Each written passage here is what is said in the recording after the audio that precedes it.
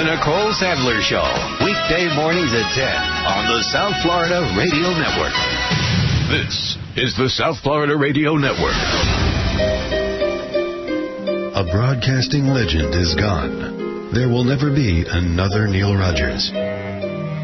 Rick Riley. That was one of the best times in radio of any place in the country. Yes, it was. And people all over the country were looking at us, and we had huge numbers and wondering, what are these guys doing? And nowhere else what is in the going country on? was an AM station, kicking FM stations' asses with little to no promotion. It was a really unique thing that was going on in those Jennifer Rem. I had a great deal of respect for what he did on the air. He really was an individual who could talk about issues so knowledgeably. Radio hasn't been the same without him. Chuck Meyer. I always knew that Neil liked me, respected my work, and if I was to become fair game for him on a given day, that was okay by me. We wore those things as badges of honor. Bob Green. Neil was everything that everybody said he is. He was the most talented person that I ever had the privilege of working with. Phil Hendry. Bob Green had hired me to this station that was unlike any other I'd worked at. It was an entertainment-driven talk station, and I knew that Neil was really good and just everything that you said, really critical, hypercritical, hyper-funny about I think people love that about him. I just remember his Tony Segreto line, that suspender-snapping douchebag. Neil was so great, and he had one of the greatest talents in the world, and that was to be angry and funny at the same time. Sure. I never heard him do it as well, and that's because that's who he was. Dave Caprita. As you guys know, there's never was, is, or will be another Neil. Randy Rhodes. We said, let's raise a glass to Neil, because if it wasn't for him, none of our lives would have been possible. And so we start telling little stories about Neil and what we remember, and, we start singing That's Just Great Radio, and all of a sudden we clink our glasses, and this wind, this ice-cold wind, just blows through, and all the candles start flickering, and then it stops. We clink, and then it stops. And I went, oh, my God. Now, I know he's an atheist, and I know, he was, devoutly atheist, but he knew something, because I'm telling you, that was him. And he was probably going, you still look like a burned out Stevie. His legacy lives on. Relive and celebrate Neil Rogers with George Rodriguez, Boca, and the rest of the Neil Rogers alumni on SoFloRadio.com. Unbelievable.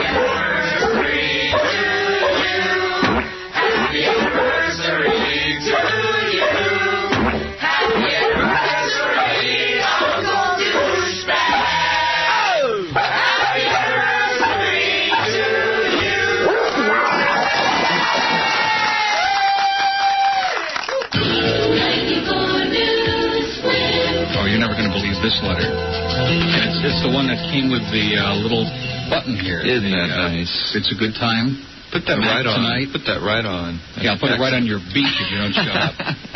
And I'm just reading the letter. It says, don't change a thing. Sooner or later you will score. I wonder what he means by that. With someone who can handle reality. Don't stop trusting people because of Brian. We should stop picking on Brian. It wasn't his. He's okay. Yeah. In his own way. You don't need the brain dead anyway. Keep up the great work. You're blah, blah, blah. And it says, P.S. I changed my opinion of the bird while you were on vacation. He ran a hell of a show and gained much credibility and respect. He's worth keeping around. Well, isn't that what I told you? And you laughed in my face? Yeah. Okay, we did have a call. It is, after all, yesterday was the first day of the observance of the Jewish New Year. New Year, Rosh Hashanah. We're in the year 1. We're starting over again because Jews have had a tough history. And we just had a lady who called, a rather elderly lady who called Kyle upstairs, was a little upset. She wants... Can't he play some wonderful Jewish music? We would just love to hear some Jewish music. When some schlemiel tries to put me down and says he has a larger congregation, I tell him right away, now listen here, don't negate you heard of my show. It's #1 in the nation. Olive face, Gimbal, Dollar, Bricks, so be true to your show. Like you went to your mule. Be true to your show.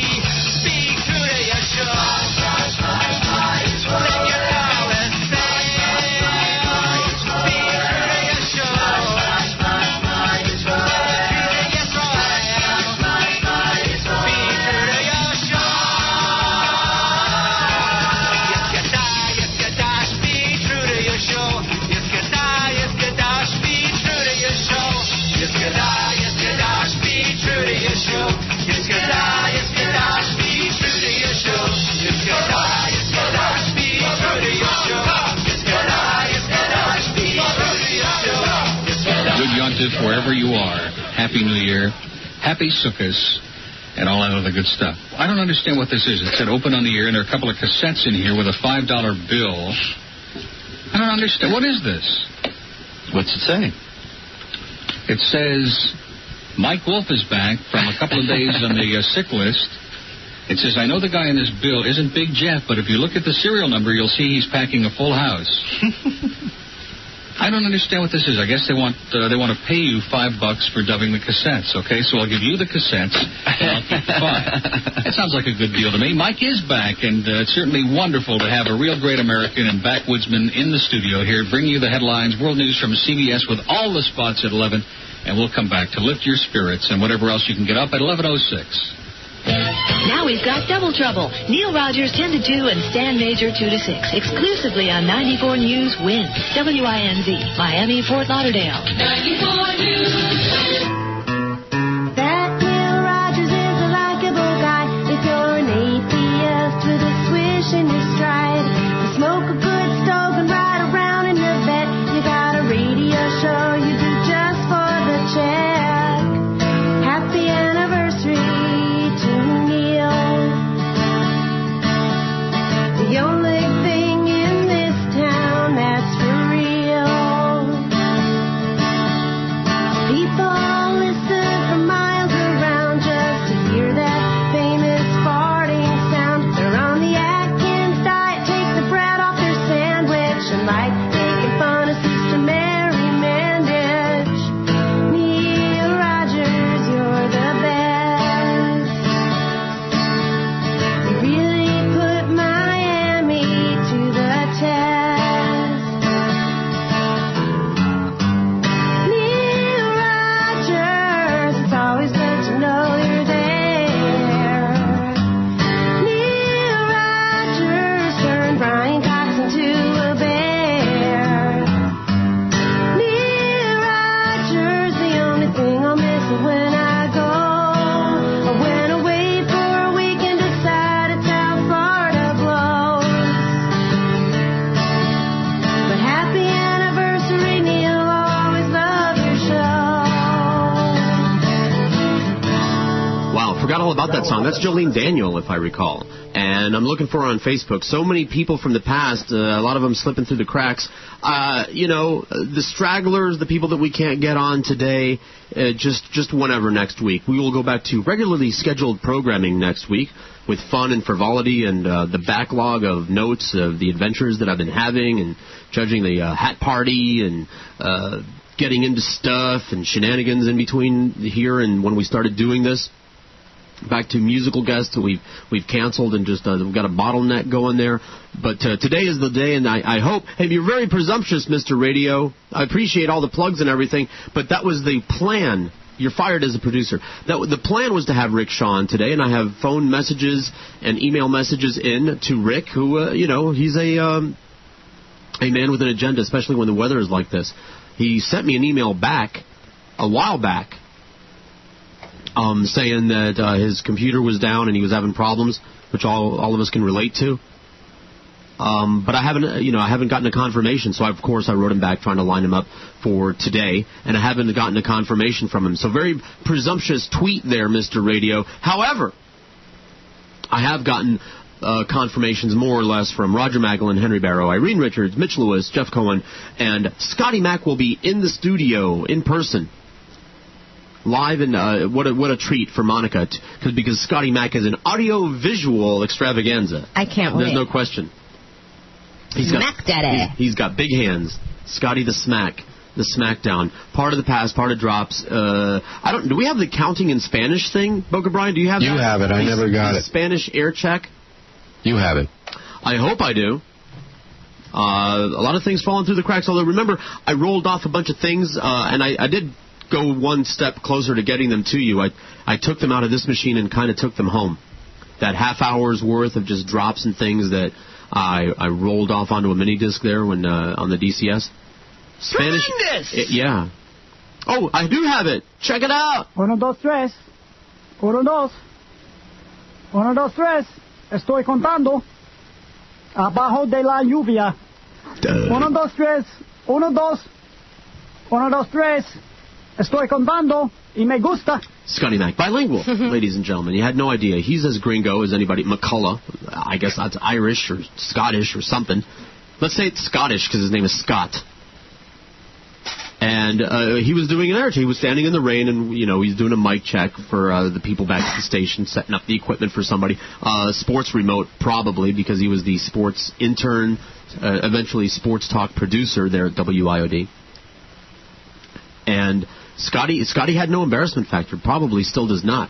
You could set Scotty in front of a microphone and say, "Hey, Scotty, do pit music, do fart sounds, make some noises. Just say this," and he would do it. He was a real sport, a trooper that way. But he was doing the air check, and he did it in English. And I think it might have been Marvin who is anyone? Marvin Rahman? Anyone out there? You may want to mark down Mark Mosley. Mark Mosley. Okay.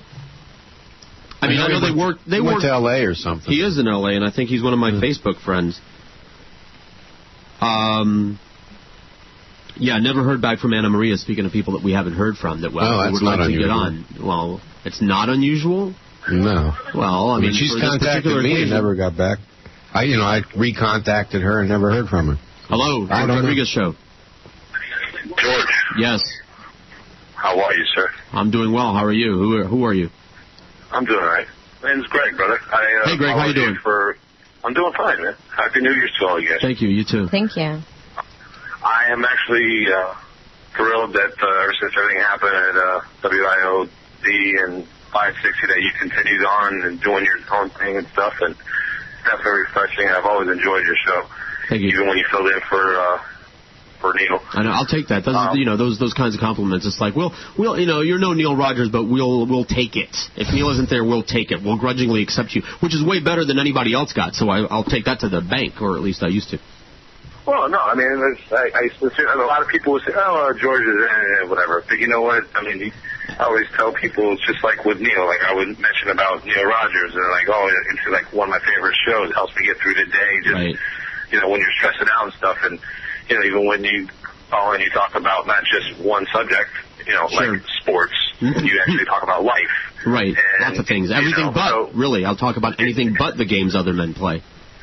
What did you just say? I said I'll talk about anything other than the games other men play. It's the only thing I'm not interested in, really.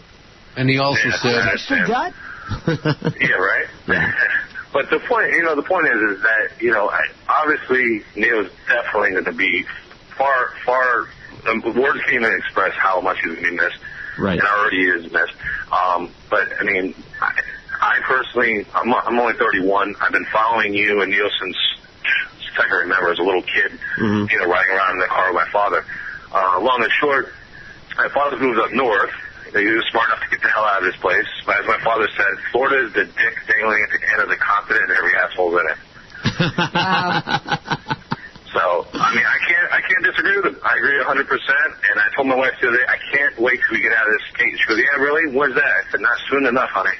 Where did you go? He went to Pennsylvania. Pennsylvania, the country part. Not the Amish, but he went to the country part. Nothing wrong with the Amish.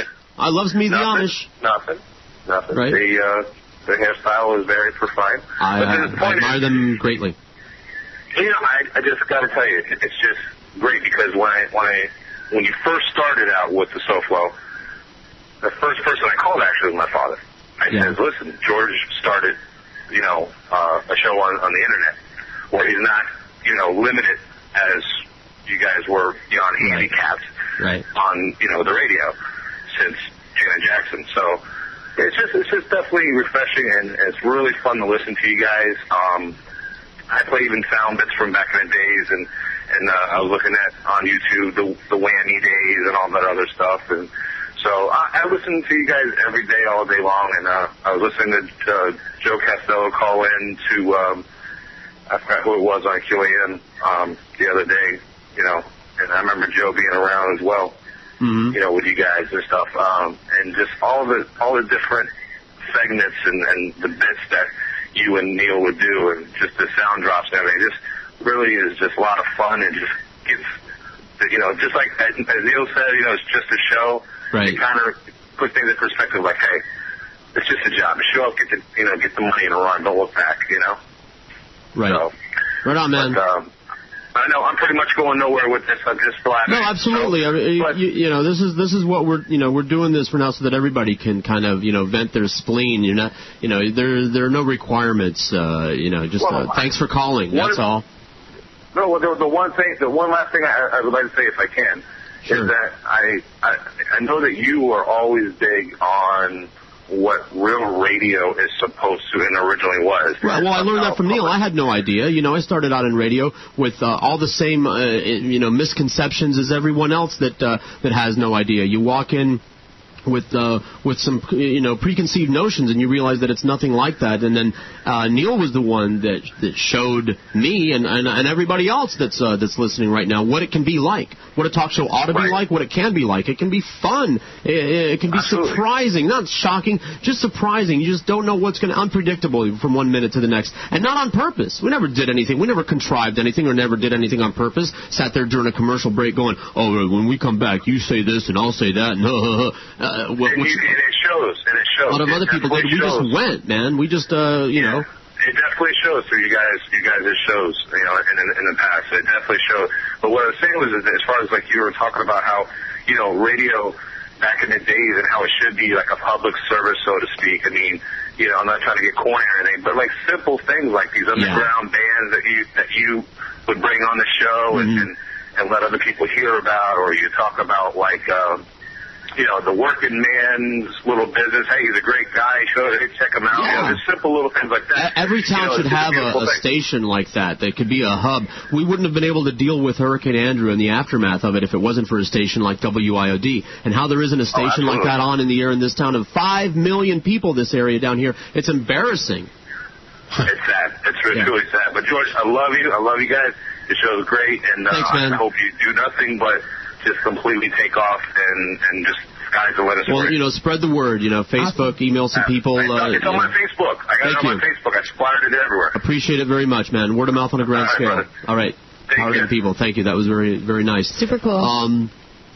Beast, man, I was going to call you right back. He sent me a little message saying that he would love to chime in, and I said right after this guy, and then now he's off of Skype. So Beast, pop on at will whenever you want. Mr. Radio, did you get a little email there, Brian? He loved the show open. And I went and looked for Jolynn Daniel. You people out there, you can help, because Jolynn, she did the We Love You Panthers song, and she also did that really beautiful thing that Boca Brian played that I forgot about that completely. Of course, Boca Brian's got the library. I put it in his hands. So, you're finding things probably that you forgot existed also, as far as that kind of thing goes. Yeah. Comedy bits and tribute songs from days gone by. I would love to get Jolynn in the studio naked. I mean, on the phone. There's some unrequited sexual tension there.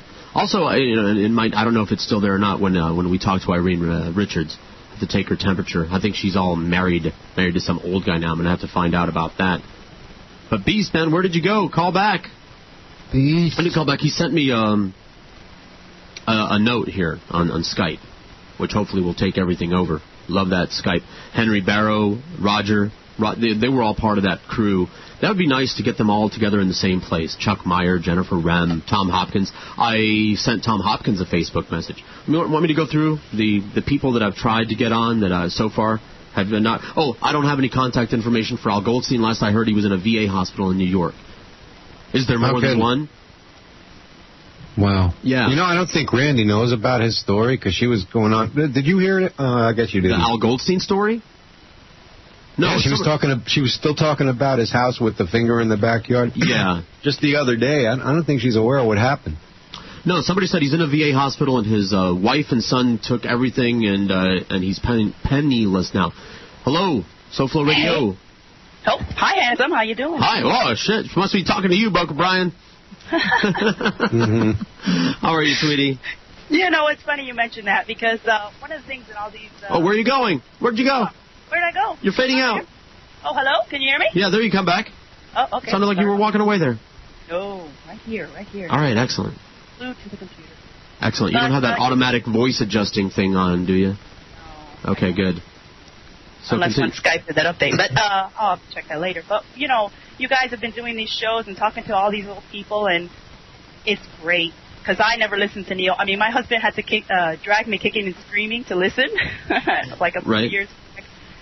And I didn't do nothing. Oops. And I turned it on. Okay, there you go. I'm here. Yeah, the only reason I turned it on was because of those Mickey Mouse bits. But I don't want to get you back on rant. We'll leave that.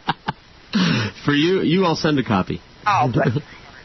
But, you know, you and Boca, I really want to hear you guys talk. Maybe you can dedicate just one show, you know. Boca hasn't said a word. I really want to know. I don't even know how he came into the deal.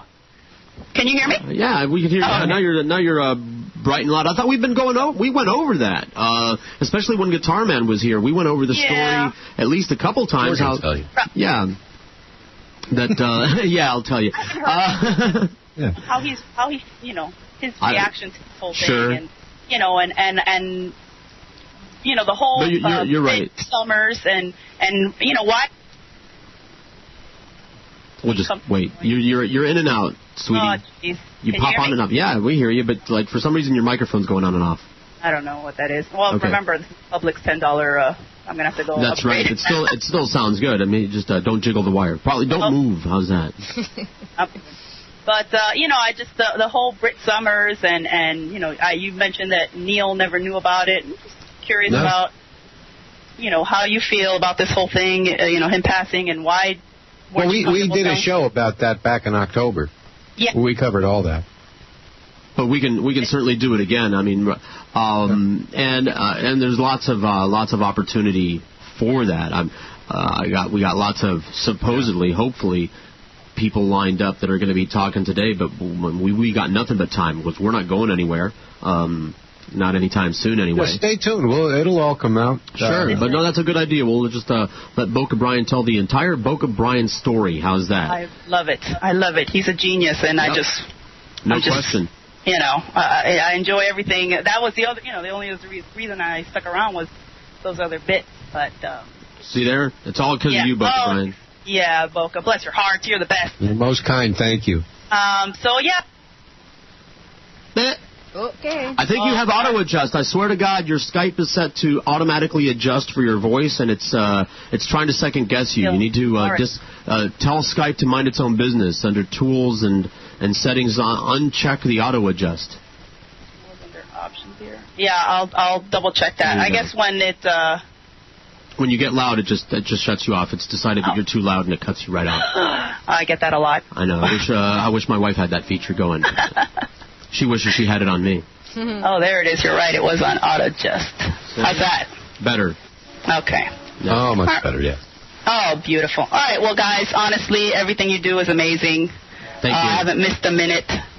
And I've got a little piggy bank that I'm going to start putting all my change because, you know, much like everybody else, I work with my husband. We have a small business, and so, you know, the only money there is to pay whatever bills. But I'm going to start putting all my change together, and I'm gonna start donating once a month. Beautiful. You know. All right. George and I already have a trickle down cup. It's right now.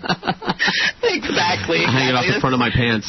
It's like I brought it from Montana. It used to collect maple syrup. I think they have a surgery for that, so you might want to check it out. I'll check it out. I've been taking a lot of zinc tablets. Thank you so much, Melissa. It's always a pleasure hearing from you. I'll see you guys on Friday. We're going to do our best, but, you know, with kids, it's next to impossible. Yeah, I know. Don't worry about it. There.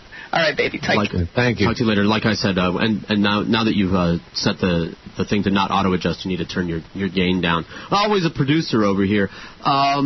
Yeah, the thing on Friday, look, we're not going anywhere, and we're going to continue. Part of the whole concept over here is to do radio the way that I always thought it ought to be done because, I worked on a show where we were allowed to get away with a lot because of Neil. Nobody had the balls to tell Neil how to do his radio show, and you can't argue with success. But then it ended there.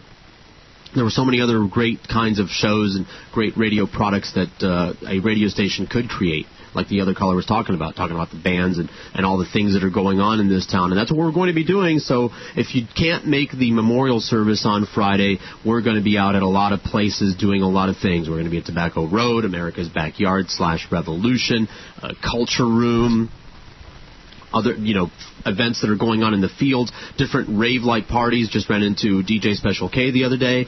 He's doing rave-like parties at least once a month. I want to go. Yeah, well, there we go. we'll take a bus.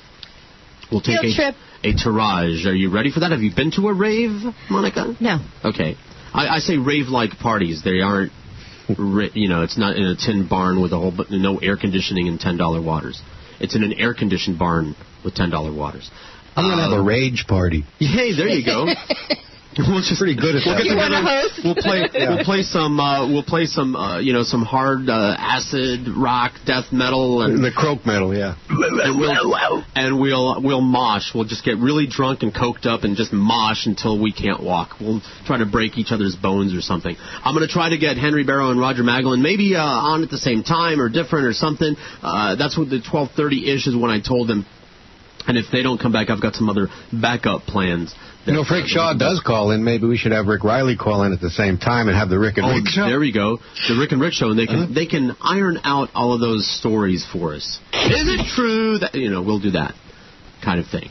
So okay, hopefully we'll get the people calling in that said that they were calling in. And once again, Al Goldstein, Jeff Rimmer, these are the people that I have reached out to that haven't gotten me back. Well, Al Goldstein, I don't have any contact information. Rimmer, I sent him a message. Tom Hopkins sent him a message.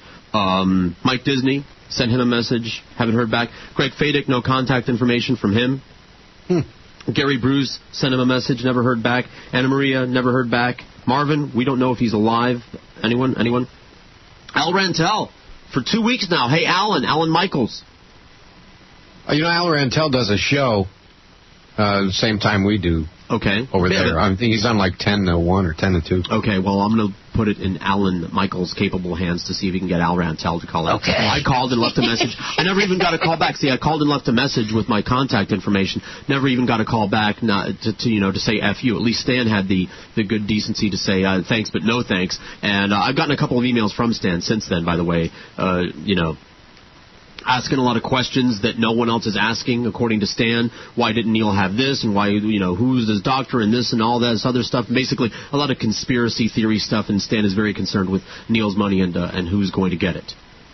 Really? Not me, not you, somebody. Well, if Stan ever calls in, I'll have this ready to fire. Beautiful. The Art Bell music? It's a conspiracy. Oh, I see.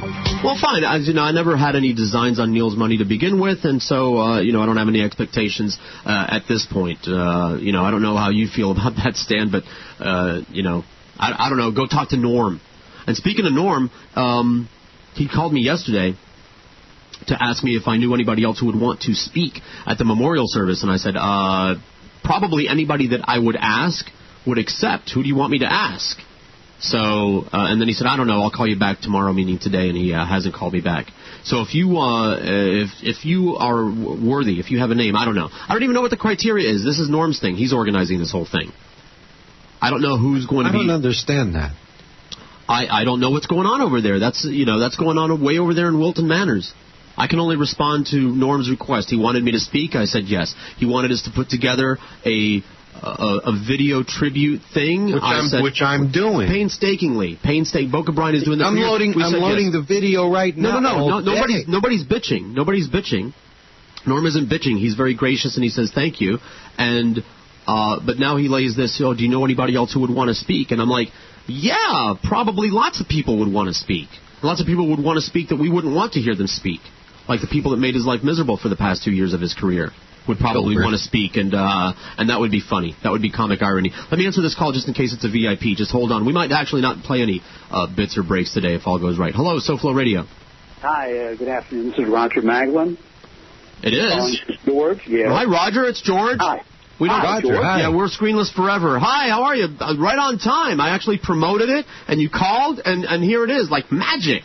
Wow. Well, first off, Happy New Year. Happy New Year, Roger. I'm so happy you're on the internet, and I'm so sad we're speaking under these conditions. It's something that it always happens this way. My aunt passed a little while back, and it was she was the nucleus of the family, but it sure brought everybody together, even the stragglers. Every dark cloud has a silver lining, and this is it. People that we haven't heard from or heard about in years. Where all of a sudden, here they are on the show, and it's kind of like a reunion, a virtual reunion, online it's reunion. Fabulous. I listened to Chuck the other day, right? And of course, Chuck and I did the Weekend magazine, right? And it's just so great to hear you guys. It really is. Well, it's great to hear you too, Roger. Roger, just for the people that don't know, I like to set people up and then and then let you go. Roger was Mike Ranieri's producer. When I was a part-timer, I knew Roger. I only knew the people that interacted with the overnight part-time weekend guys, and Roger was always in there at no later than 4:30 every morning to get ready for the Mike Ranieri morning show that came on at 6. So I learned a lot. I learned a lot from Roger. Roger was the guy that would come in and put the reels on and record Larry King and get drops. And most of the drops, if not all of the drops that Neil has of Larry King came from Roger. I'm getting a little tired of that crap, I can tell you right now. Roger helped me understand the difference between funny and not funny in the world of talk radio. Roger was a trip, no question. Roger also was on my first day when I came in, my first day to fill in for Marvin. And I already knew you. I already knew Roger. We already had a lot of conversations and things like that. But I was nervous as hell my first day with Neil and Roger. I'll remember what you said. Don't worry about Neil. He's a pussycat. That was Roger's pep talk. Didn't help much. I was still shitting my pants. I was still sweating bullets. I was still pitted out and sweating from the palms of my hand. But that was Roger's pep talk. Don't worry about Neil. He's a pussycat. I'll always remember Roger doing his best to put me at ease. Uh-huh. But so there, you take over, Roger, because you were, I don't know when you started with Ranieri, but certainly you were there when Neil first came into the building. Yeah, I was. I'll tell you a great story out of the box. I was doing Michael's show. I did Michael's show for about 8 years at IOD, and then 5 more years after that. But when we first heard of Neil back in those days when he was at WINZ, I would do Michael's show, of course, till 10, and then Marvin, of course, traditionally was always late. Yes. And he was supposed to. That was part of the secret of my success. Absolutely. I was always never late. He was late every day, every day. And, of course, you know who came in after? And in those days, in the beginning, you know who was on at 10? Sandy Payton. Oh, that's right. Oh, did I? I mean, I just not my cup of tea, plus she was a bitch. Okay. I mean, that sugar cookie things was it all an act? Oh, no. You're supposed to be exactly how... Yeah, go ahead. What I would do is, for some reason, in Q, I think because of the... I'm not sure how it worked, but I could listen to WINZ through the board. So I could do her show, board off her show, and listen to Neil over at WINZ. Okay. At the same time. What a gas. So it was fine. It was great. And, of course, I would do his production and listen to Neil on the way home when he was at WINZ. And a few months later, or whatever the time it was, time frame, all of a sudden we had a meeting, and Michael and I went to the meeting, and I think it was Spike. Remember Bill Wise? I don't. I wasn't there. I was hired by Yolanda Parapara and Gary Bruce. Right. Okay. I'm not even sure who told us, to tell you the truth, if it was Boy Gary or Spike. But it was, we've got news, Neil's coming over. Wow. Was that kick-ass or what? You couldn't hear any better news than that. Neil's going to be at our station. He's going to be here. What a rush. I mean, God, imagine how excited we were. And it was the coolest thing. All of a sudden he came over, and one day he popped in, and I remember that. I'll never forget the very first day. I said, well, I did a lot of production for Michael. I gave him a lot of bits and sound effects and this and that and whatever. So I had one cart always that Michael never wanted to use, and it was the fart cart. Right. So he walked in at 5 to 10, and I laid this on his desk. And, of course, he pops into the machine, immediately. Right. And he gives you that smile, that twinkle in his eye, that look, and it's like a perfect So they're your look. fault. The fart sounds are all your fault. And you know the feeling when he does something that you came up with or you found or you heard, or you know that feeling. Absolutely. And he look at you and just give you that twinkle in your eye. That's right. And it was utopia. It was so I would do heartwarming. Michael's show with love. Love Michael. and listen to Neil's show. And of course, I thought he was. I honestly think. Hey, this son of a bitch is fighting on me here. He was so talented. Yeah. He did it so effortlessly. Sure. And he was so good. He honestly, to me, and I mean this sincerely, and it sounds hokey and corny, but he was like Michael Jordan was to basketball, he was to radio. Right. Ruined me, not for other shows. It was and working with other people. It was part of the reason that I had friction with Rick Riley, who you've heard a couple times. Is it was very difficult to work with other people because it was so very smooth working with Neil. He did everything that he was supposed to do and allowed you to do everything that you were supposed to do, and it just went back and forth. All you had to do was show up and enjoy it. And all you had to do was you took care of your own room. All you had to do was take care of everything that was going on in your own room. Didn't have to do anything for him. Didn't need to take him by the hand, send him any cues, smoke signals. Didn't have to flap your arms. And if you did cart something up and he liked it, well, that was just gravy. That was just awesome. It just gave you the great feeling. And you and I know we had the best gig in radio, period. Sure. We were there for radio history, to me, as far as I was concerned. If you go through all the people that were there and the time we spent there. No question. It was fabulous. There was nothing like it. I don't know, because I haven't lived for years in other towns. I've traveled through other towns. I've been coast to coast many times by bus, and I listen to the radio as I'm passing through these other towns. Never heard anything like it. And I hear people talk about, the Steve Dahl and this and that from these other towns, and then you'd hear them Alex Bennett was huge in San Francisco. Yeah, remember that. They touted him to high heaven. Oh, he's huge. What the hell? I didn't get that. What the hell was and this he comes over here, and here's this stodgy, boring, serious. Really, Neil ruined us all for radio and what we expected from radio shows. He did. He really did. And my first day I got to tell you a quick story. Mm-hmm. The first time I showed up at IOD, and you know whose show I board opped? I give up. Was Bill Calder. Okay, right. Neil's best friend. Sure. And of course, I'm a 40-year-old guy just getting into business. Yeah, which is weird. Don't do this, kids. Don't do this at home. You're not supposed to get in this business at 40 because I had a regular gig. I worked for a normal company. They went out of business after 20 years, blah, blah, blah. And I goofed around for 2 years. I was a DJ in a nightclub. I taught aerobics. I attended bar. I had my own airplane. I just wanted to do something that was fun. And I was listening one day. I'm driving the car, and I'm listening to Sonny Fox. Right. And he's laughing his ass off. And I said, you know what? That's what I want to do. I want to get in that business. I don't know where. I don't know how.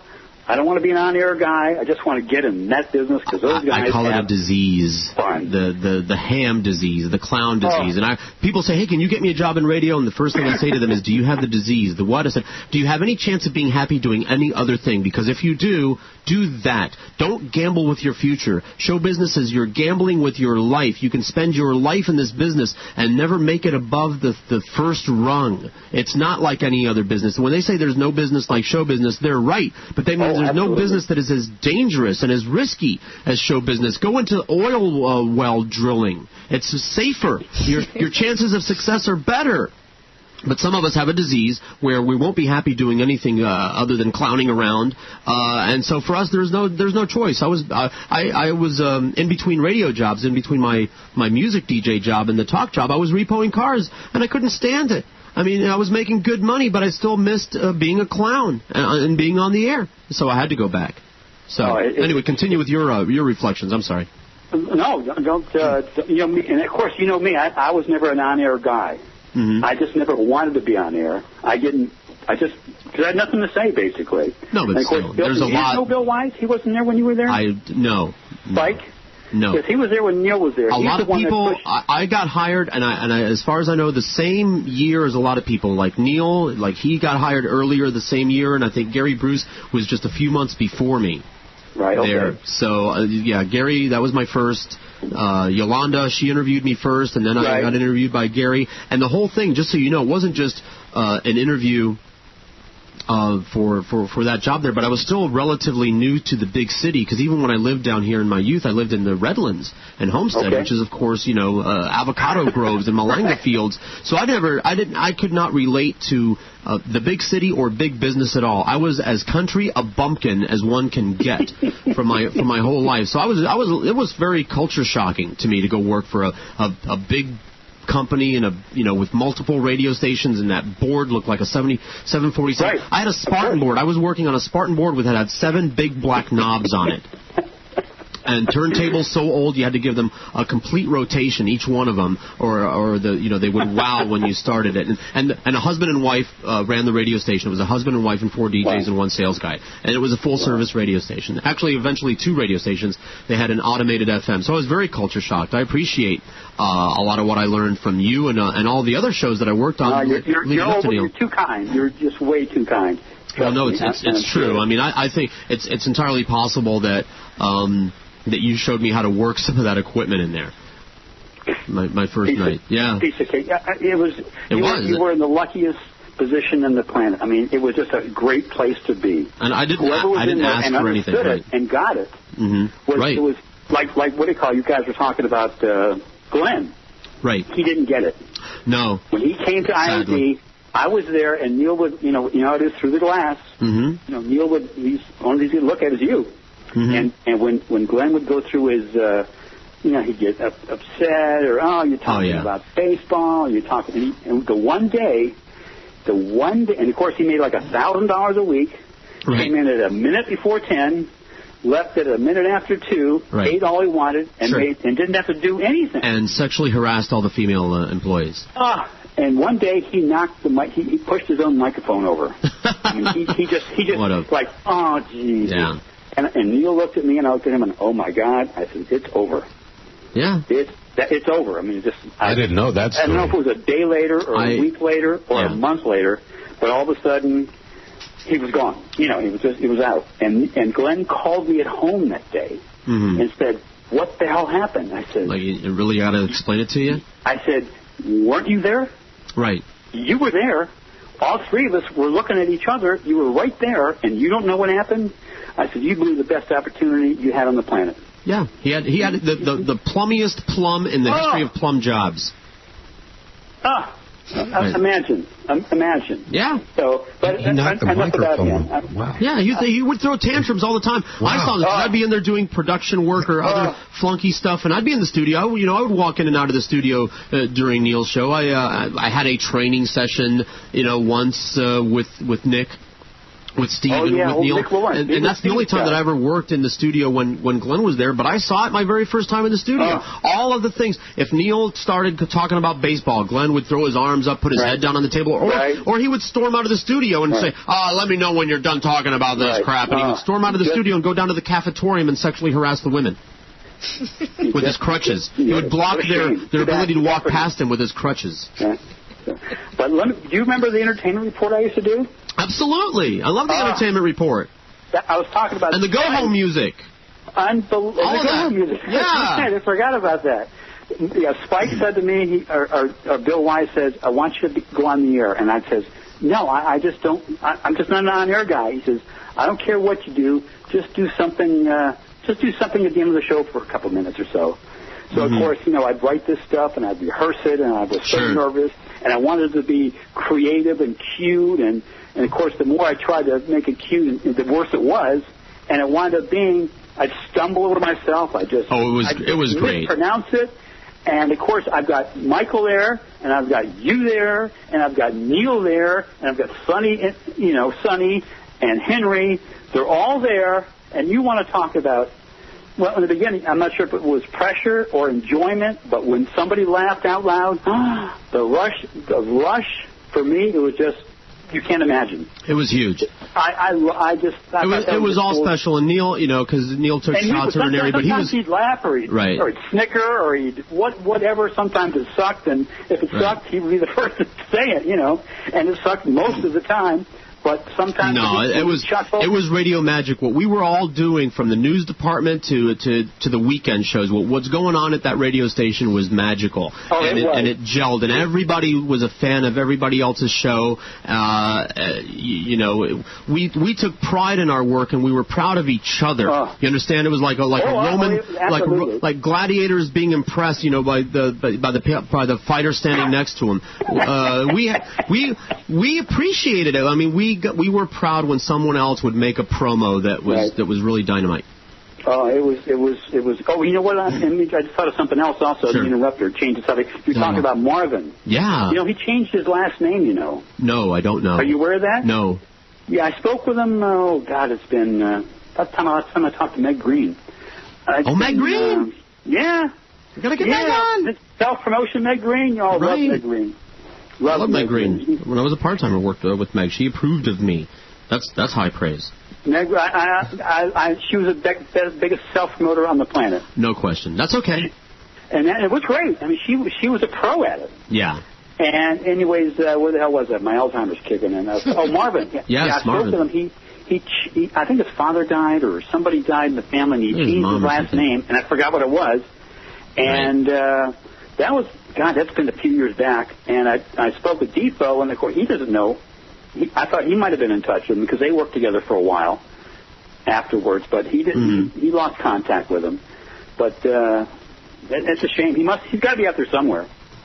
Marvin, I heard he was in poor health. I heard you say that. That's what prompted me to get in touch with Defoe, and he doesn't know. So. No. Anyway, so it was so much fun. And of course, Larry King. That's a whole other story there. Yeah. I would call King up because, of course, he worked with Michael, and of course, I could call Larry King up, and I'll never forget the day I asked him to say, "Loan me $50." I was there. I remember you came in, and I didn't get it. I was still, I only heard of Neil from the best of tapes that I was playing, and I'm sitting there minding my own business, and the Larry King is playing, and I'm ignoring it. The Larry King was like white noise to me. You understand? Larry King was like sports talk was on. It was Larry King might have been speaking Chinese for all the attention that I paid to the Larry King show. I waited for the post to hit my ID every half hour, and otherwise I was exploring planets in my brain. I was reading comic books. I was watching the TV. Larry King was beneath my notice. But I remember, I hear you running down the hall, going, "Oh my God, oh my God, oh my God, oh my God!" And then you run into the control, and the door explodes open, like you must have kicked it open. In which we had these heavy vault doors, so that's quite nothing to do with that. And you burst in and you grab the tape and you start rewinding it and you go, "Oh my God, I hope that's clean. Oh my God, I hope that's clean. Oh my God, I hope that's clean." And I'm like, "What?" And you're reaching over the board and you put it in cue and you're like, I step back, I get out of the way lest you hit me with an elbow or something, and you rewind it and you're playing it and it gets to the part where he says, "Loan me $50," and you go, "It's clean, it's clean," and you're jumping up and down, "It's clean," which is radio talk for he didn't slur or step over it or nobody else stepped over it. Unbelievable. And you pull the tape out. You didn't even rewind it. You just grabbed both reels. That's what we did. You just unhooked both reels right there at that same spot, and you go running out of the studio and like, "What the hell was that all about?" I didn't even know what you were talking about. I didn't hear what you heard. "Loan me $50," and you come in and you card it up and go, I got him saying, "Loan me $50," and of course I didn't know from Larry King. I didn't know what a deadbeat he was. I didn't know what a notorious deadbeat he was in this town and how precious that drop was at the time. But that was you, Roger. Roger got it. See, Roger understood. I didn't understand what passed for talk radio comedy at that stage in my career. And he used it to the max. Oh yeah. I could hear that a week later, a month later, a decade later. I'm going, wow. It just was a rush. Every time you hear it, you got a kick out of it. Loan me $50. No question. And remember when he said they don't come any better than Neil Rogers? Remember that? I do remember that. Any better than Neil Rogers. And he emphasized it to the max. Because that goes back. You don't know Ralph Rennick, do you? You never heard of you probably don't know Ralph Rennick. I'm the only one who remembers that. I remember Ralph. So I remember Ralph Rennick, but just as a child. A local TV. He was like the first local TV newscaster. I'm doing an experiment, Roger. Keep going. Okay. He was at CBS or Channel 4 or whatever it was back then. CBS O&O. And he was an icon. He was like the first newscaster around town. Okay. And I knew he listened to Michael, and Michael used to make fun of him. Mike would impersonate. Call has been forwarded to an automatic voice. What are you doing? I was trying to call Henry Barrow to get him on at the same time as Roger. He's around somewhere. I spoke with him the other day. Okay, well, WQAM, hello. That was his number. WQAM, hello. WQAM, hello. Stop it. Go on, Roger. I was just trying to get Henry on at the same time as you because I know you were all part of the same thing at the same time. That's quite all right. Anyways, I called up. This is when I was very new at the station. I mean, very new with Michael, okay? And he used to make fun of Ralph Rennick. He'd always imitate Ralph Rennick. So the very first bit I came up with Michael, the first bit ever I did was I called up Ralph Rennick. I'm nobody. I'm nobody. And I'm there, a couple weeks literally. And I call up, and he calls me back, and he goes, "Hello, this is Ralph Rennick calling for Roger Magalin." And I almost started shaking. I was so nervous. He was like a celebrity. And I told him the story, and I said, could you record this for me? And he says, "Sure. What do you want me to record?" And I thought of something real quick, and I says, "Hi, this is Ralph Rennick. And whenever I'm in South Florida, I listen to the Nick Raniere Show." And then I said, "Do me one more." And I said, "They don't come any better than Mike Raniere or Nick Raniere." And of course, that's where they don't come any better than bit, came from all years. That went for years. I did remember the Harry Carey bits? Oh yeah. Yeah, because when Chicago got lights in their field, I forget what year that was, probably the late 80s, it was a big deal. They were going to get lights at Wrigley Field. And I searched around, and I knew, was a big Cubs fan. And I searched around for a guy that sounded like Harry Carey. And I got a guy in Chicago, and he was just terrific. And I put him on with Michael in the morning. And I knew Neil got a kick out of him. And I'm a Cubs fan, and a Bud fan, and I trust you are too. He was so good. That guy was just so, and that stuff lasted forever. Mm-hmm. No question. I got to go up there and meet that guy. Oh, really? Oh, yeah. And it was funny because when he imitates Harry, right, you were up there. He puts on, for 23 minutes, speaking of Marvin, I got to go to Chicago for 23 hours. Everybody else spent the entire weekend there. Disney went up there with his family. Mitch Ween got to go up there with his family. That's right. Neil took Dave. Everybody stayed there the entire weekend partying and eating and dining and dancing on the company. I got stuck. They stuck me in a cab right after that show, straight to the airport. I got to drive by the King Tut exhibit that I really wanted to see. I got to drive by the museum and lick the glass of the taxi cab window as I was being unceremoniously stuffed on a plane. Yeah, they didn't even buy me a ticket. They just stuck me in a box under the plane with all the dogs and the baggage. Oh, God, those were good days. Oh, yeah, those were good days. I had no clout whatsoever. If I ever get Disney, and I did invite Disney to be on the show, maybe I'll confront him about that. Marvin was kicked off the show. Neil wanted him fired. They gave him a promotion, and he got to go. The first year that they went to Chicago, after I was made the full-time producer of Neil's show, I had to stay in Miami, and Marvin got to go with Neil to Chicago somehow. Amazing. And Neil couldn't stand the sight of him. Yeah, so he found his own opinion. I'm Mike Disney. And that's my opinion. There you go. I wonder. Mike Disney used to do editorials. Right. That's where that came from. Oh, I know. Yeah, we lifted that. I've got a lot of Mike Disney that didn't load up yet, but stay tuned. Boy, those were just historic days. They were just no question. You want to talk, and I know you know, and I know we can both relate. That was the best gig you could possibly ever have on the planet. Yes, it was. I wasn't making any money, but I was having a lot of fun. Sure had a lot of fun. Oh, and nobody else. We were breaking all the rules, and management let us because we were number one. I want to thank Gary for that at least. He really cared about the product, and he didn't want to mess with success. So he allowed a lot to happen. There. Yes, we were. Lucky because Hank and I agree. We were not fans of Boy Gary. Right. Well, I had my ups and downs with him, as you know. Right. And of course, he blew us out of the water. Of course, But so he's got a soft spot in my heart, not. But right. Hey, I invited him on. I sent him a Facebook invite and a message. Haven't heard back. So I guess he's still. Is he in the business or is he? I don't know. I don't know if he's holding a grudge or what. I heard he was running the Home Depot one. That's the last I heard. I'm not sure if he is or not. I don't know. Good information or bad. And really don't care that much anyway. So. Right. Well, those were sure good days, though. Yes, they were. And I know Roger. Michael and Neil were as different as night and day. Sure. But I know they respected each other's ability. Absolutely. And when they blew Michael out the way that they did, without giving him the opportunity to say goodbye to the audience after 20 years, 20-ish years, Neil ripped them to the last day. Neil ripped them anytime that the name Mike Ranieri came up. Neil ripped into that management for canning him the way. I was like, and it was unacceptable because Mike would not, if you told Mike that today's your last show, there's no way that he would have done anything but be a gentleman. He wouldn't have ripped management. He just would have taken the time to say goodbye to his very loyal audience all those years, and he wasn't given a chance to do that. It was embarrassing. It was unacceptable. But that's how they do it in radio. You go on vacation that you never come back from. They waited for the show to end. Come over into the office, get your stuff and leave. You're not coming back on Monday. That's what they did to the great Mike Ranieri.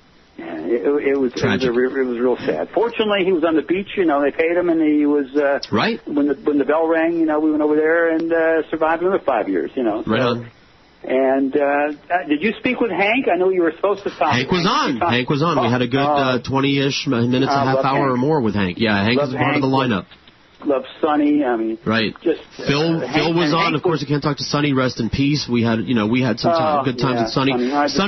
Sonny, just so you know, here's my. I've got a few Sonny Hirsch stories, including when his car broke down and I had to leave. Somebody, it might have been you, covered the board for me so that I could go pick Sonny up on the side of the highway and bring him into the radio station. My Sonny Hirsch, Roger Magalin story. Are you ready? Because it was my first day filling in for you, taking care of Mike Ranieri, which was a completely different animal than filling in for Neil. A lot of work to produce the Mike Ranieri show. You got to make the little colored charts that he would read.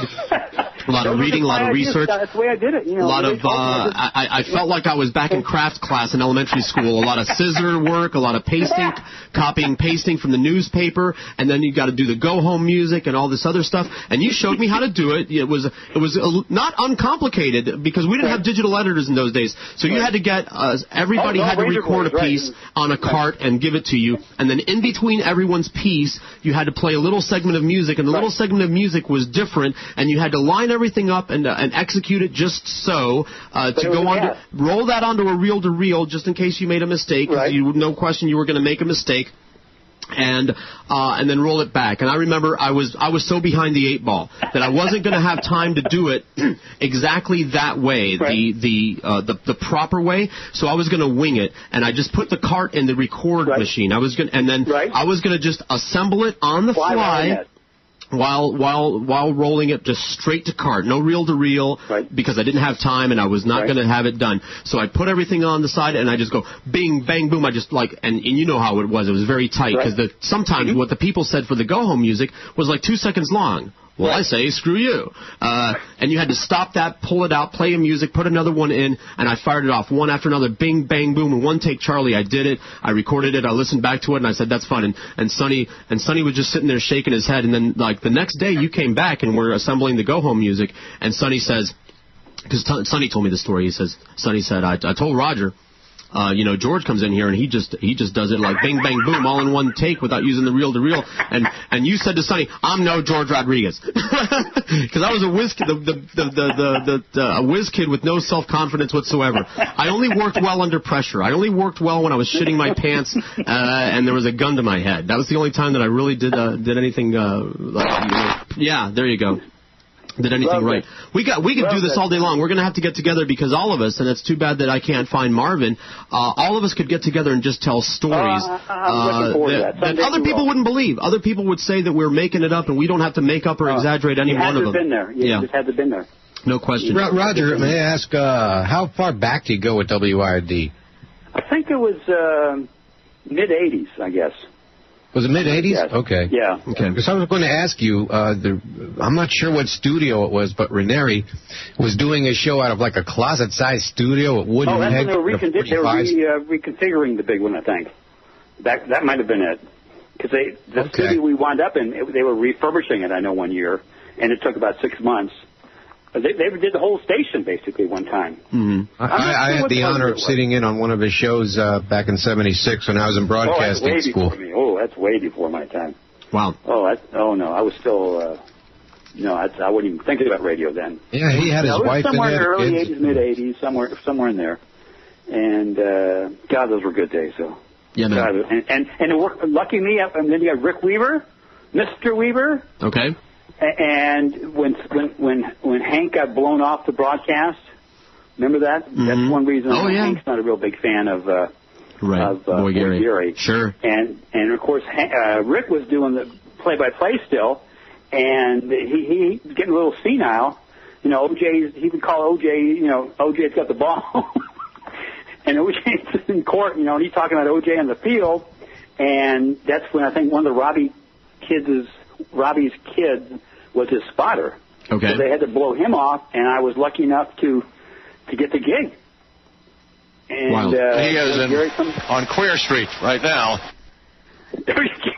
Mr. Weaver, God, I love that guy too. I mean, by the way, I worked with Rick. I mean, I heard all these stories. There's another one I had to do the sports talk remotes. I was the remote producer. Never had a bad moment or a word of complaint about Rick Weaver. Professional, gentleman, nice. You could make him laugh. Oh, he was the best guy in the world. He talk about a producer's dream, not unlike Neil. Just he would show up when he was supposed to show up, and if you told him, Rick, we're coming in 2 minutes, he was ready in 2 minutes. Rick, we need to be out by a certain time. He'd be out by that time. He hit every post. It was a dream to work with. So many professionals that were just so beyond professionalism, like with the Chuckmeister. I mean, what a gather! I'd have 5 days of enjoyment, and then we do a weekend show. Right on. And we play Dead or Alive. Remember that? Oh yeah. I'm sure. I just love playing Dead or Alive. Neil didn't like it. I don't know why. I don't know. Maybe he just. And Neil would talk about it. Dead or Alive on his shows. I know. So he must have liked it. He just pretended not to like it. I remember coming up with the idea, and Chuck said, "Yeah, it sounds great. Let's do it." So it would take care of a whole segment. He just bullshit the people, and it was just, God, work with so many good people. Just no question. Tons of them there. They're all just wonderful people. I don't think it'll ever happen again. And it's like the Beatles. It'll never happen again. It's a really piece of Miami history. I mean, it just is. There's not that many people that were lucky enough to be a part of it. Right. And see it from the inside. Yep. And I backed into it. I was interviewing with WINZ and IOD, and I took the IOD job just on a fluke because it was news and talk as opposed to all news, and I didn't care for news or talk, but I thought at least with the talk format, maybe there's a more potential there for both entertainment and opportunity. And boy, did I make the right choice. Wow, what a good decision that was. Yeah. Wow, I flipped a coin. I think it was based on which one I lived closest to. It was just great times. Yes, it was, Roger. And it was great when Neil would, every once in a while you'd be driving home and Neil would harass you. Sure. Do I like? Is it okay? Is it fun? Yeah. It's an honor. It was an honor. It was an honor. That's how you knew you existed. If you were beneath Neil's radar, you were nobody. You were inconsequential. And I can tell you one thing with Neil: if you could pop that radio on, and if you come out of the clear blue and pop the radio on, within a minute you were laughing. Yep. It was just amazing. That's what I tell people when they try to tout Howard to me. I said, Neil's funnier before the first commercial break than Howard is, in a year. Not even close. He ruined me for that, too. Maybe I would have thought that Howard was something or funny if I had never heard or worked with Neil, but it was so nothing. I mean, it's seriously nothing funny or shocking. I never heard anything shocking. Neil was just so quick, so creative, so intelligent, and he did it so effortlessly. Yes, he did. I mean, it was so easy, and that's when you know they're so good. Yep, absolutely. George, it was just wonderful talking with you. My pleasure. Take up all your time. Get a hold of Henry. Have him call in. I tried him. It's his turn. Okay, phone tag. He's it. I spoke to him the other day too. So. I just sent him another message this morning, so hopefully he'll get to me. But I'm going to put it on you to bug him because I'm in the middle of a live show here. Okay, now let me ask you a question technically about your show that you do there. Sure. Do I pop it up on the TV side or the radio side? It's your choice. Okay. Are they simultaneous? Are they the same? We're streaming both of them live right now, and both of them are posted and archived afterwards. It takes a little bit longer to post the audio part because we record it in some decent quality, and so we upload the quality recording for the archive after the show. But the video part is available within seconds of the end of the show. Okay, because I was just wondering when I popped it up today, I said, should I listen to to the radio side or the TV side, because it seemed like they were a little bit different. Maybe it was just a second or two off. We're giving everyone every option that they could possibly have to enjoy the show. Well, I'm so that's for you. I hope you're making a living at it. Thank you. I'm glad that you can carry on, and tell me how lucky you were. Thank you. Spread the word. I will. Tell people we're over here. For you, and say hi to everybody, and I'll continue listening. Will do, Roger. Thank you. And Thank you. Have a nice day. And don't be a stranger. I'm tired of telling people that, but nevertheless, somebody was calling, but it wasn't a number that I recognized. I didn't want to interrupt Roger's call. It was an unknown number. Yeah, Roger. Awesome Roger's huge. Oh, I got more Roger stories than that, like about how he tried to take my job, and and I would say on more than one occasion, but it was kind of one large occasion, like the entire time I was there, and how if I made a promo, because I told you how proud everybody was of each other's promos, that was true to an extent, but if I put a promo with a off-color word in it, he pulled it and put it on Gary Bruce's desk with a Post-it note on it saying unacceptable. Wow. Yeah. So I knew that I was in trouble if I walked into work the next day and my promo wasn't in the slot, in the cart slot that it's supposed to be at. I would always look in, and if it wasn't there, I knew I was in trouble. I knew that I'd have to go talk to Gary, and Gary would waggle his finger at me and say, you know that the language that you use on the Neil Rogers show is not necessarily acceptable on the rest of the radio station and on certain other shows. And I'd go like, that damn Roger, he wants my job. Well, that's what Neil told me. Roger came in here and said, hey, how about it if I was your producer too? And Neil told Roger, ain't gonna happen.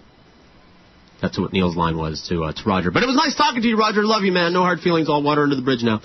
107 on all backstabbing radio. SoFloRadio.com. We have such sights to show you. SoFloRadio.com. We've tried, and over-the-counter drugs just don't work. WIOD, Miami, Fort Lauderdale. News, talk, and entertainment radio. 610 WIOD. Welcome back to the Mo Howard David Show, where we're chock full of zany but good, clean family fun. You know that pipe-smoking jizz guzzler thinks rape is funny? Is that funny? Planes crashing into buildings is funny too, huh? What? Since when is gang rape funny? Especially when it's me getting my teabag grabbed. What a jackass. Hey, how about them hurricanes? No, don't go tap dancing when I talk. This is important. They don't know comedy. I'll show them comedy. Today I brought my collection of Lum and Abner tapes. Who? Lum and Abner, you moron. They even named the restaurant after Lum. You clueless schmuck. We'll get back to that later. Right now it's time for our transcendent mid-show snack. Brings the morning mayor his food. Ooh. Here they are. My favorite place to dine, Zygotes of Boca. Dig in, everybody. What is it, shrimp? Looks like a donut. No, it's the veined embryos from Planned Parenthood in the hood. What? It's good. Try it with the cocktail sauce. Hey, Beast, go play that Alice Cooper record. Dead babies can't take care of themselves. There's a little atmosphere for you to help it go down the gullet. Hey, baby, I really dig that Alice Cooper. See? I'm with it, and I'm hip. I'm a hipster. If these punks only knew what was good. Here, I got some more sense in here to cleanse your palate. Thanks, Mo. All right. Well, we got Meathead Mad Dog coming up at 1, followed by that fat Jew right after the Queen to speak. What's that? It's a plane! The plane! Wait. It's headed right for your ass, Mo!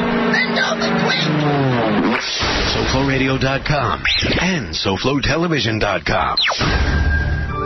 When you're ready to actually lose weight safely and steadily while being monitored by a physician, the weight loss clinic of Dr. Kim Jacobson is there for you. The family medicine practice was established by her father in 1956 and continues as a medical practice that now specializes in weight reduction. Dr. Kim Jacobson joined the practice 20 years ago as both a family medicine practitioner and weight loss specialist. The weight loss clinic utilizes a combination of appetite suppression medication and vitamins to produce great results, usually 3 to 4 pounds per week for most patients. Now you can change your lifestyle while still still enjoying your own food, just less of it. They offer a choice of 2, 3, or 4-week plans. So whether you just need to lose a few pounds or a lot, the Weight Loss Clinic of Dr. Kim Jacobson can help you. They're located at 5454 Northeast 4th Avenue in Miami, just 2 blocks west of 54th Street and Biscayne Boulevard. Call them at 305-751-0091. They'll be happy to answer any and all of your questions. That's 305-751-0091. Get started on a beautiful new body today with Dr. Kim Jacobson and the Weight Loss Clinic.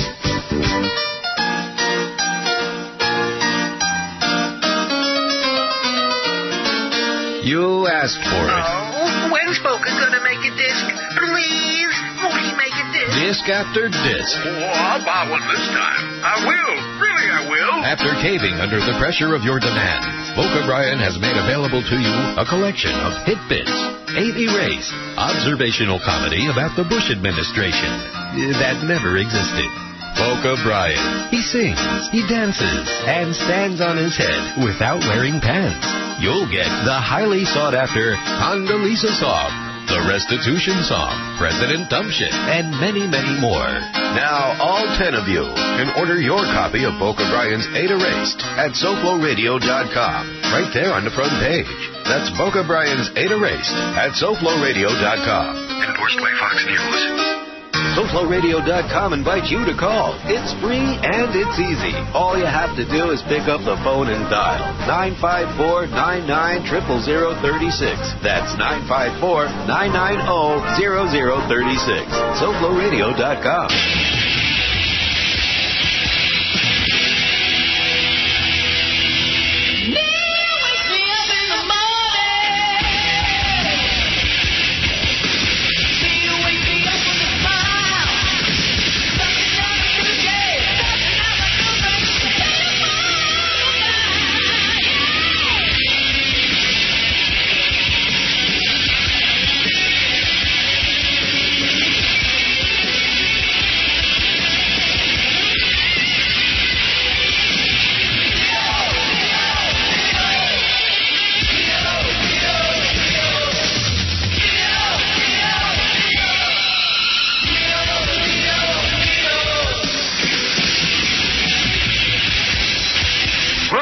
For Neil Rogers. Hey, Pharrell. What? By the way, son, I've been giving it some thought, see? Well, what do you think it is? I knows that me and you tend to do much better going 6 to 10 and not at 5, a Gentile and a cranky Jew. I think we might be happy together. I think you really gone out of your mind. You gotta have your wee-wee bed strapped on too tight. No chance I'll do a show with you. I'd rather die. We'd be crappy together.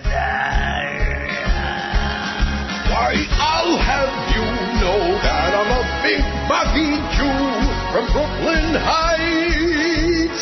I've been raped by everybody but you. You're not my type. Me and Mo, that would blow. No way that if we had a fight that you'd survive. Who'd want to hear a genitile in pushy kind? That's crappy together.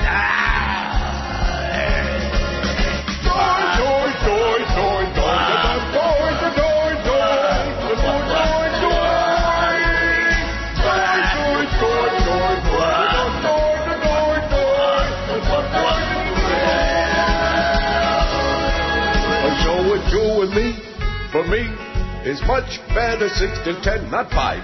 It's only right that I should get more sleep at night. I think we might be happy together. Happy together. What down, Davy,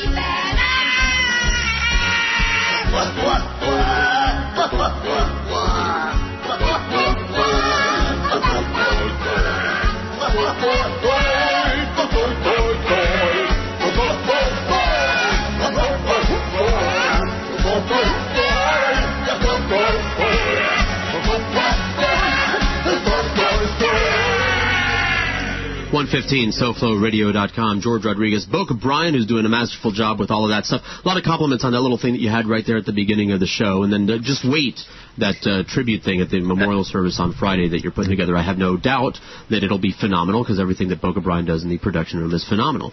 Everything well, that's part one, by the way. I couldn't get them all in there without making it a half hour long. So there's more testicle. There might be, I don't know, we might be playing a lot of things over there because Norm hasn't gotten back to me. It might be that he and I will be the only speakers. I don't know what he's got in mind. I'm not in the room while he's planning all these things. I can only respond to what requests he makes of me. Brian the Beast London, ladies and gentlemen. Where you been? Beast. Yo, what's up, Monica? Yo. How are you? Happy New Year. Awesome, thank you. Happy New Year. This is Awesome, going to be the thing where everybody talks at the same time. Are you on a delay over there, Beastman? No, I hear you okay. Okay, very good. I think everybody's just stepping on you. We all say hi. Brian, Monica, me, we all say hi. How you doing? Watching your numbers kicking ass with the All Canes radio? Yeah, man, it's I'm in my comfort zone, and it's going well, but could not have done it without the groundwork that you and Boca and Eric and everyone laid with SoFlo, man, and I just more than appreciative for the opportunity. Not at all. And, you're more than welcome, more than invited to be a part of the Neil tribute. You worked with Neil. You've got as much of an excuse as anybody, and more than most. You filled in for Neil, which is not something that a lot of people get to say. And appropriately enough, you called in at a time we were playing the Mo bits, which you fed me a lot of that material. I threw on my the stream, and I started listening. I heard Mo bits. I got angry. Got you all whipped up, did it? That freaking guy. I sent him an email, very nice email, invited him to be part of the tribute, even if it was just to pee on Neil's grave, whatever, part of the record of the memorial that we're doing over here, and no response from him and a lot of other people. It's very disappointing. He's too busy touching himself because Neil's dead. I see. I want nothing to do with that packet. Well, maybe he can buy Neil's ashes, and slather them. He can roll around in them or something. Rub them on his bald head. Ooh, like you're supposed to do, like in the Bible. You pour ashes on your head when you're in mourning. Let's see. Well, he can do it with Neil's own ashes. Yeah, I was actually just thinking about it. I've worked with some of the biggest names in radio, with Hank, and up in Boston I worked with Eddie Edelman and Matt Siegel, and I worked with everybody you could Pharrell. I mean, trying to deal with him for however long he was at the station. I've never worked with a more miserable son of a bitch. That asshole. What are you talking about? I'm a pleasure. I was a father to you. How do you really feel? Stop beating around the bush. Everything that Neil said was true, but beyond that, even, we used to order breakfast from that place, Howie's, I was making, I topped out at QAM at $10 an hour, so at the time I was producing Howard's show, I must have been making $7 an hour. Okay. Greek was making $7.50, that sort of thing, and then here comes a delivery guy from Howie's, and Howard orders all this crap, and then he looks at us to give the guy a tip. Right. Now, we always tip the Howie's guy. I mean, we were on their payroll. Right. But, yeah, that was the most well-tipped delivery guy in the universe because since we weren't paying, everybody ponied up $1. I don't even, what does a delivery guy make, $1 or $2 per delivery? Right. But he walked out with a fistful of dollars when he delivered to us. Hank was, as bad a rap as Hank ever gets, he's one of the most generous guys. Hank would give the guy a 20 and just say, hey, thanks. Yeah. And Howard would just, walk away. No, you guys take care of it. Oh, okay. Yeah. Just the worst. I wonder where these stereotypes come from.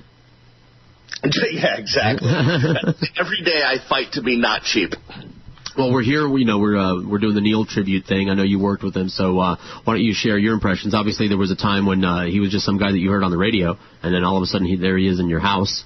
Yeah, the funny thing is, obviously, I didn't really know about Neil until I moved down. I'd been coming down here my entire life. My mom's from here, born at Doctor's Hospital, grew up in Coral Gables, but I didn't really, live down here until I got to college at UM in '94, and I knew I wanted to be in radio, and so I just would scout out, the big radio shows down here, and I started listening to Neil, on IOD when I would be, just be in between classes or whatnot, and just loved it. But I didn't really get it because I didn't really know a lot of the background of the inside stuff, even just a lot of the local stories. I didn't really know because I just really moved down here. And then I started interning at QAM in '97, and that's right before Neil got there. And I was working. I worked with Boog Shambi and Chris Moore. They had the show that Neil took over, and everyone's talking about here comes Neil, here comes Neil, and this is going to be huge for the station. And Joey C was there, and he was going to help you guys out. And I remember being up in Boston on like Christmas break. And at the time, QAM was like only one of a handful of stations that actually was online. This is just a side story. Mark Cuban, that owns the Dallas Mavericks, at the time owned broadcast.com, which is really the only way that you could listen to a radio station on the web. Remember, like back when it was dial-up and all that stuff? Right. And QAM was the second station in the country that was online because of Mark Cuban that owns the Dallas Mavericks. There's a story that he was at the rat-infested, bug-infested, crawling around on the ceiling like wiring computers so that QAM could be online. So I was logged into broadcast.com when you guys first started to listen to the show. And George, I met you. You had that short term as production director at the... Right, that was a nightmare. That was the most horrible period of my life, was being the production director for QAM and being on the receiving end of those salespeople, being in between the salespeople and the production people, or as they were at that station. From building to building, it was a living nightmare. And the opposite of the job that I did have, which was like clockwork. I was in a professional place with professional pride, with people who were nice and cool and cared about something other than the smell of another man's taint. And then I go to the other side of the world where everything is backwards, upside down, and sideways. It was horrible. Anyway, continue. I knew it was bad when I got to intern at QAM, and the studios were worse than the WVUM studios at UM. That's when I knew there was a problem. But anyway, so I remember being at home in Boston, being tuned on the internet, and I stopped everything and waited for Neil to say his first words on QAM, and it was just that's when the story really started for me. And then obviously getting back down south, and then all of us being in the same building eventually. I think that was like in '99. And then obviously, passing through the hallways and getting to meet Neil. And the biggest thing to me, the amazing thing to me was, when I first started listening to Neil, the only experience I had in radio was interning on some shows in Boston, interning at QAM. But the shows I worked at in Boston, like the big morning shows, there was staff of like a dozen people to make the show work. Right. When I first got in the same building as you guys, and I walk in and it's you and Neil, and that's it. And it's funny because the other sports shows had at least like 4 people. They had the board operator, the phone answering guy, the producer that stood around that sat there on a chair pointing, and then at least one intern to run to do all the running. Like even on Hank's show, when I was producing for Hank, we'd have 3 interns, a board, a producer, Hank, an update guy.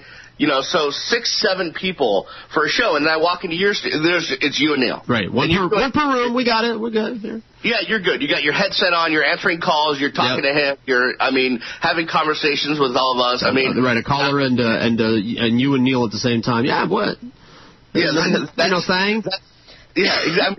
That's the thing that amazed me about Neil was just how easy he made it look. I've never ever seen another on-air talent make it look that easy and be so good ever. And that's what everyone to this day. I was at this big watch party we did last week, and 2 guys came in because they knew I was going to be there just to talk about Neil, and that was one of the. They're like, well, how much help did he have when he did the show? And I said, no, you don't understand. Right. He pushed all the buttons himself. Every drop you heard he hit, it was all him. He didn't, George helped him. You did a lot of stuff, but there was not like 17 people. No. I had drops every once in a while, more and more as the show progressed, but it was not necessary. He, in the Carts days, if you ever, because you only saw it once we had the DCS and everything, but to watch him when he was surrounded by, I posted some of those pictures, towers of cart racks, 500 carts each, and he knew where everything was, and he could spin it around so fast that you thought the carts were going to fly out of there, and he'd grab a cart, put it in the machine backwards with his finger on the side so that in the same motion he would fire it off, put it in the machine and fire it off in the same motion. It was blinding. Yeah, you know, to me, just as a young punk that, you know, really wanted to do this for a living, just to have that time where I could sit and watch Neil and you work, to me, I mean, was more important than, you know, the $120,000 education that I got, although I do value my degree and I'm glad I got it. But just to be able to sit there for 4 hours a day, even if, you know, I'd work the morning show and I'd be able to go home, but I would just sit there and watch you guys because I just wanted to see, I had to see how it was done. I had to soak in how it was supposed to be done because, you know, in that building, of all the professionals in that building, you guys were the ones that, you know, got it right day in and day out. So, thanks. You know, for that, I'm grateful. But that was a huge part of my growth as a person in this industry. Yeah, man. Well, we had a lot of fun there. You know, some of us, at least, you know, not everybody hated me to my face. You were nice to me. So, yeah, no, I appreciate all that. You know, as a matter of fact, it was Beast and Joe and, you know, and just a small, well, I don't know, a lot of the people mostly, I don't know, on the other end, they were the ones that were telling me about, you know, Greg's Reed, hey, let's insult George contests and, you know, and things like that. Not everybody in that building hated me, I guess. Just anybody that wanted to get ahead, you know, you had to make sure that you weren't seen talking to me. And if Greg was in the hall, you know, if you knew what was good for you, you'd throw something at me or smack me or trip me or something. Then Greg would promote you and give you $1 million. Yeah, no, I mean, I remember being cornered in his office with him and Maddie Bell, and they were like Greg was kind of like, you know, we like you, we want you, you know, we would like to see you more in the Neil show. I was like, well, you know, George, and I said your name, and I just got this look like, what are you doing? Yeah. Yeah. You know, why would you mention that name? Right. We're going to kill that guy. We're figuring out a way to you know. The guy. Yeah, he's gonna... and trust me, it didn't change when our good friend Jolly Joe took over. I know. For all the glad handing to my face and everything, he was even more of a jock sniffer. And it still continues. I mean, let's just. I know. He was just wondering what it was like to have one. Sure, and he really likes the taste of Sid's member. There, boy, he's on that thing. Yeah, you know, another day, another time, I'll have a million more stories for you on that. Sure, we don't know. One of them is Sid blow up doll, man. He masturbates to pictures of Sid. What? Like, you know, like when he had like all these fake email names that he'd be emailing 790. Yeah. Oh, I was obsessed. Talk about childish, man. This is a general manager, and he's doing childish fake emails about back and forth. And the best is he would call 790 and ask to speak to Sid during the break when he was on another station. Mm-hmm. I mean, just all sorts of stuff. Yummy. Oh, it tastes so good. Exactly. Yeah. I mean, I've never, well, whatever. Yeah, whatever's right. Yeah, no, everybody knows. It's right out there in the open. Anyways, and but no, miserable. I'm still I just can't, you know, for some reason I don't know why I'd be this dumb and ignorant, but I always thought there'd be one day when I'd be able to turn on a radio or put on the internet and hear Neil again, but it never happened, and I just feel like the story never got a proper ending. Right. No, it was very abortive. He didn't know that was going to be his last show. And just by luck, I was there that day being nice, giving Lee my entire music collection, you know, 60 gigs of music. I'd like to have that, by the way. I'll be happy to bring it to you. And, yeah, I was there doing a nice thing, and it just so happened I got to do the very last show, and neither one of us knew that it was going to be his last show. So. Yeah, I mean, you know, guys that deserved, you know, Hank, Neil, Mad Dog, Ken Malden, all these guys that deserved the proper way to go. It just never happened. Ken Malden's picture a picture of him in his young days, and his WBMS is in the studio over here. These are the Ken Malden Memorial Studios here. Yeah, no, there's no better guy in the world. Another guy that got treated like crap, but right on. You know. All right, Beast Man, we're doing a break. Got a lot more people to get on. Really appreciate you being part of this record for the ages. We'll see what the off season brings here. I'm going to get back in the mix a little bit. And, okay, we'll talk on the line. All right, bring it. All right, groovy. Always happy to have you on in whatever capacity, man. All right, we'll do. All right, Brian the Beast London. You know, another part of history. Someone filled in for Neil. Neil hated it, but still. Well, I couldn't be there all the time either. Nevertheless, it takes a lot of balls to even agree to fill in for Neil. I wouldn't have, but Neil made me. It's 1:30 on All Fill In Radio, SoFloRadio.com. Why bother listening to those other douchebags while we've got everything you need right here? SoFloRadio.com. Radio you miss.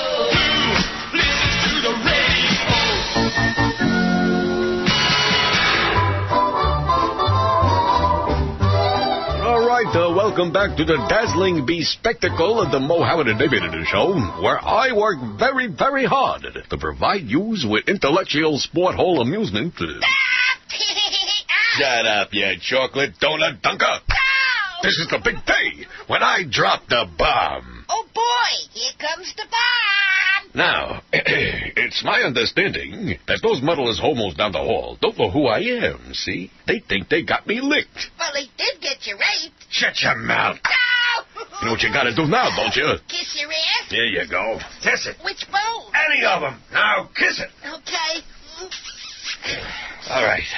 Now, where was we? Dropping the bomb. Oh, yeah. Well, actually, I got two bombs, you see. Yeah. As I likes to call them, little boy and big boy. Just like the bombs that wiped out all them yips and slopes. Those bums think they got one over on me? Why, I'll show them. Okay. All right, here's the first one. As it turns out, George ain't the only lover named George at this square hat over here. No. You see, she has an affinity to guys named George. Oh. Sure. And wait till you hear this. Now, I got this from a highly trusted source. Give me some fanfare here, stupid. Our midday faggot friend had intimate affairs with George Maharis and George Nader. Yeah? Well, that's it. That's the bomb. Oh. You're so goddamn stupid. You know that? Yeah. Well, you ain't heard nothing yet. Okay. Now, here's the big boy.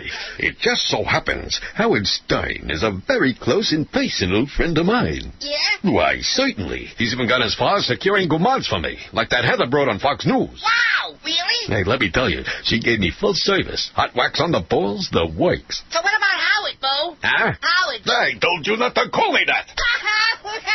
Anyway, as a favor to me, Mr. Stein is having his team of crack bit writers rip the crap out of that pipe smoker down there with their own comedic stylings. Yeah, like this one right here. All right, just to get things started. Roll it. Neil Rogers and George are the spick and the queer, the spick and the queer, the spick and the queer. Lesbians, vaginas, and penis size and balls. Penis size and balls. Lesbians, vaginas, penis and balls. Lesbians, Rogers and the spick and queer. Lesbians, vaginas, and penis size and balls. Funny, huh? That ought to fix their ass. Yeah. Listen, you. Kiss the other bone of my ass. That's right. Okay. Now move the bag out of the way. That's better. Here's your bonus, you dumb bastard. Mr.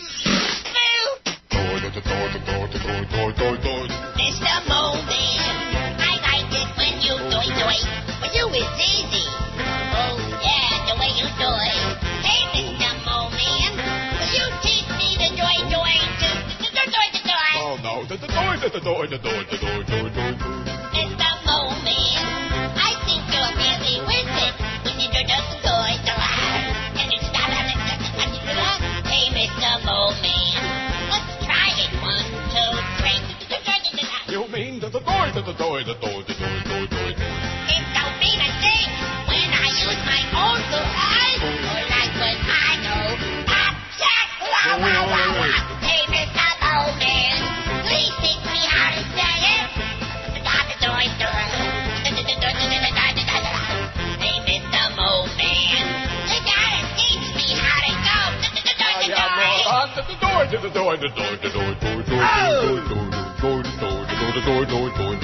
Now you. You speak. Watch this. Hey,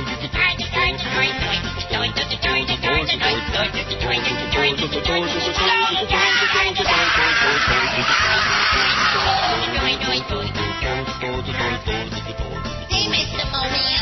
Yeah? What does mean? I don't know what you're talking about. I ain't never said do. I got your toy right here. SoFloRadio.com. We really do know what we're doing. Hey, it's me, the Beast. Don't forget tonight, we bring you All Canes Radio from 7 to 9 p.m. All Canes Radio is a 2-hour entertaining and comprehensive new media Canes-centric talk show that fills the void in great Miami Hurricanes coverage. We come to you every Wednesday night live from Smoke Southern Kitchen and Tap at 1450 South Dixie Highway in Coral Gables, right across from the University of Miami. We'll have special guests, prizes, food and drink specials, and most importantly, Canes talk. It's All Canes Radio tonight at 7 on allcanes.com and SoFloRadio.com.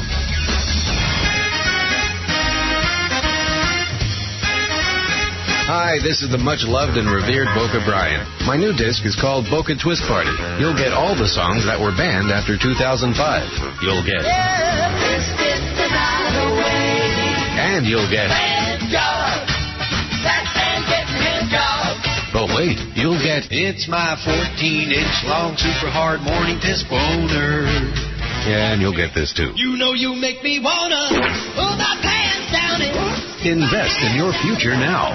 These CDs will be worth a fortune after I'm dead and buried in the Oh Yeah, That Guy mausoleum. A victim of a debilitating career disease known as Florida. Won't you help? Boca Brian's latest release, Boca Twist Party, is available now on SoFloRadio.com. Hello, this is Arnold. This is not a tumor. It's the 1 to 2 hour.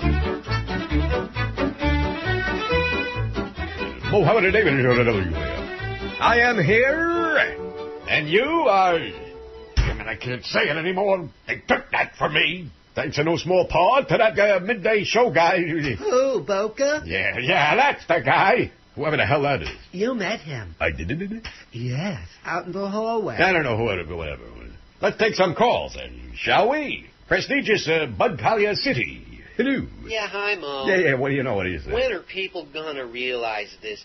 This is a sports show and nothing else. Absolutely. Nothing exists outside the gay world of sports. Yeah, and by the way, son, they paid me to ogle and admire men. This here is a show for men, about men, like smelly bears and chaps. You stole the pizza? Huh? You stole the pizza? I did not take no pizza. You stole the pizza? Don't be ridiculous. You stole the pizza? I don't know what you're talking about. Stole the pizza? I didn't steal no pizza. Stole the pizza? No, I did not steal no pizza. Stole the pizza? Now see here. I ain't no pie burglar. Stole the pizza? I did not steal the pizza. You only had one slice. Well, okay. So it was a whole pie. Who cares? Those bums had no power. I was hungry. I sacrificed a lot, too, you know. There was no Dr. Brown's. Just don't taste the same without the Dr. Brown's. Screw this. As Ed Murrow once said, good night, and kiss my ass.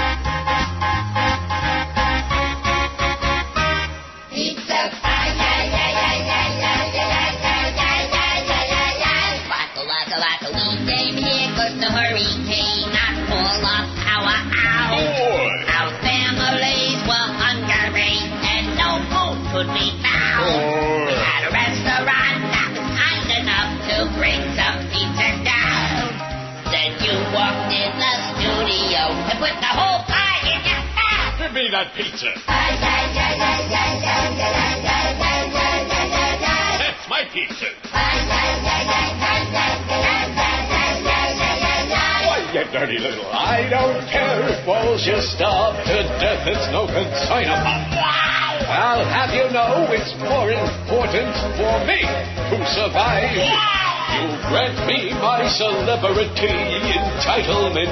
Besides, I only had a lick and a schmear and a sliver of a slice of the pizza.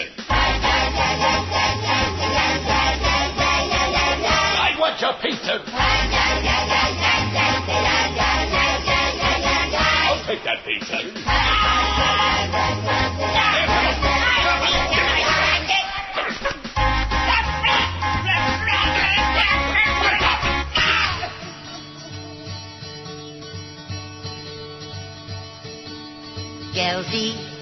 Gelsey, talking on a sports show, trying to be macho.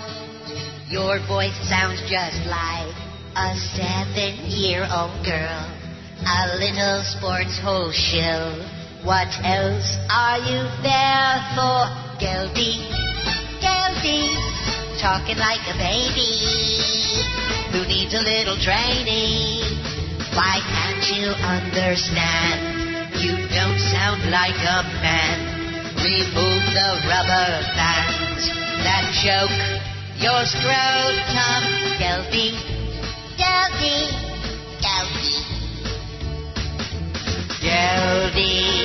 your lucky management don't care.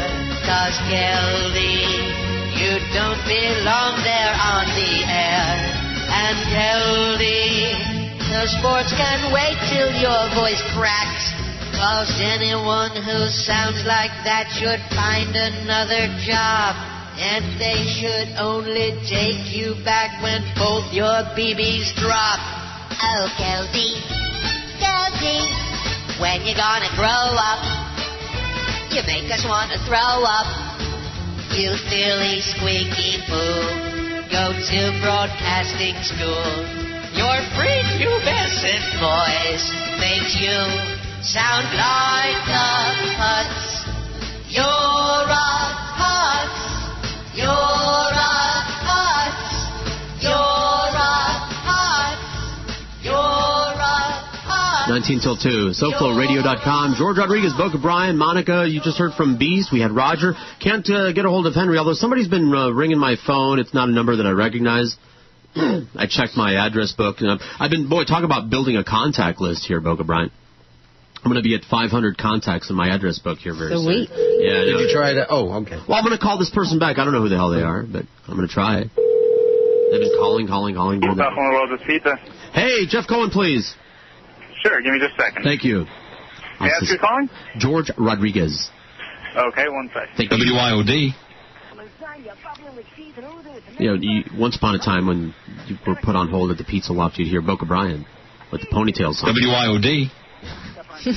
You might want to cue that up, Brian. We're doing a Jeff Cohen segment over here. Actually, he's on the other line. You want to keep holding? No, we're doing a live radio show over here. He's been trying to get on. Oh, okay. Have him call all right, back. yeah, he said he was trying to call and he couldn't get in. Right, well, we were in a long break, but we definitely want to hear from him, No problem. Just have him call back. No problem. I'll pass you back to him right now. Oh, you're going to pass me back to him? Oh, he's going to pick it up right now. Oh, okay. There you go. Yep. Thank you. God, I'm craving pizza right now. I know. Hey, man. Hey, that was me calling you on the phone that you didn't recognize the number. Excellent. Well, here it is. I'm calling you back. Well, it's not in my Skype address book over here. I don't order pizza via Skype. I'm surprised because I called you on Skype from Costa Rica not too long ago. Yeah, but it wasn't from the Pizza Loft number. Ah, there you go. See, no problem. How's it going, Jeff Cohen? I figured a landline would be better. Yes, indeed. How you doing, Jeff Cohen? I'm good, George. I miss you. I miss the old days. Miss you too. I miss all the fun. I know you're busy working 7 days, but visit the studio one of these days under nicer circumstances. Bring us a pizza. I'm Jones, and I haven't had Pizza Loft pizza in a while. Actually, things seem to be getting a little bit better for everybody, not just me, everyone I talk to. So hopefully 2011 will be good for everyone, and I'll be able to come out and play again. Beautiful. Yeah, well, we're growing. We're expanding our operation over here. Our audience is growing, So yeah, man, one of these days, let's do a thing, even if it's just a Pizza Loft party or something.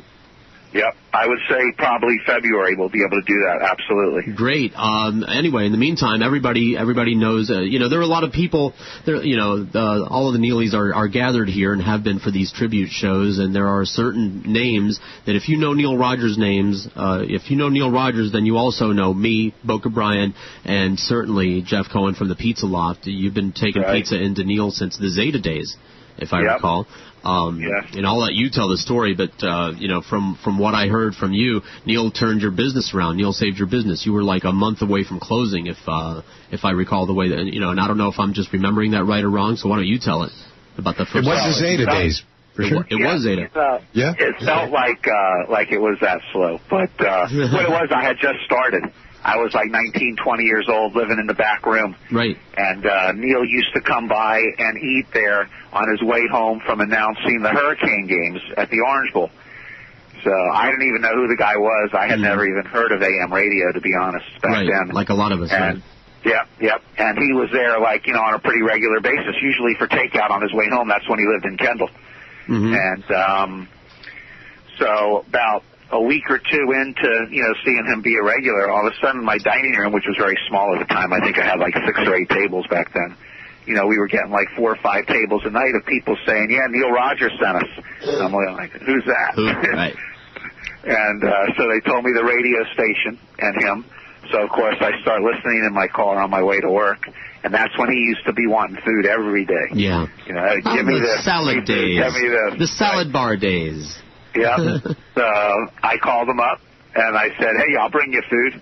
And so that was the first time I met him on my first trip to the station.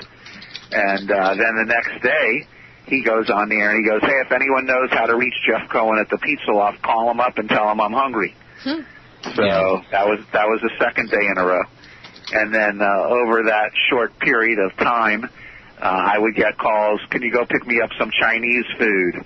I need batteries. Right. Can you go get me batteries? That was the funniest thing. And Neil made fun of his shameless because we didn't have anybody to go across the street to pick up Chinese, the Thai food across the street from the radio station. And Jeff drove over from Davie to go across the street just to bring the food over. There was nobody in the building. Everybody was too busy, quote unquote. Yeah.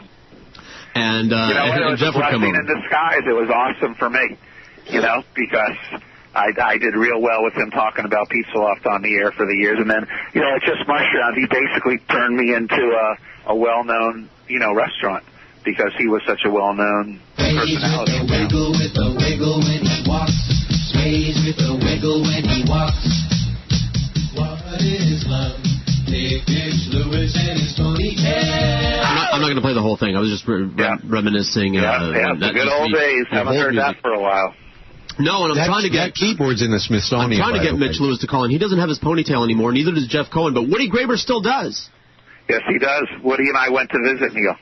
Right. No, yes, I heard this from Woody. I had a chat with him, trying to get Woody on. I got his phone number. If you want, I can call him and tell him to call you. I have his phone number. Just, hey, Woody, why don't you do that?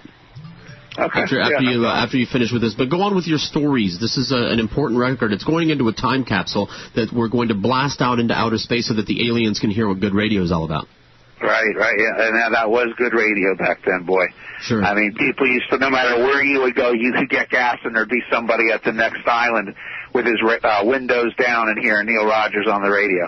Sure. I mean, all the time. It was just unbelievable. Construction guys, mailmen, everybody. Yeah. No question. It was more than a cult following. When people say cult following, that implies a small group. It wasn't a small group. They were cult-like in the way that they worshiped Neil, but not small.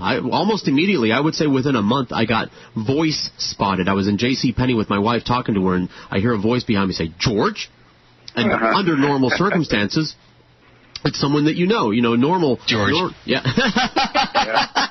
Normal people get recognized by friends, someone they went to high school with or something. And here's this guy, Heine Schmendrick is standing there. And I said, do I know you? And he goes, no, are you George? And I'm like, yeah, do I know you? I know you from the radio. I hear you on with Neil. And just like that, almost immediately, my voice is known. And I'll tell you, I still have so many customers that come in and ask about him and, what was going on. And they range in everything from attorneys and doctors to construction workers and mailmen. Like I said, he had a very wide range of appeal. No question. And that was a funny thing when we would go to appearances, because you had the spectrum. You had people that should not have been out on the loose, that obviously escaped from something. Some of them looked homeless. Some of them looked like they lived in trailers. And people that obviously showed up in a limo or a Rolls or something, very, very she people. It was across the board, the people that liked Neil. Yeah. And Jeff went out of his way. I mean, a lot of people went out of their way to get Neil to talk about him. I think Jeff wins the award. I don't remember anybody taking their shirt off to go into the studio to get Neil to notice them, to pay attention to him. But he was one of the reasons I started painting my fingernails. Sure. Something to talk about.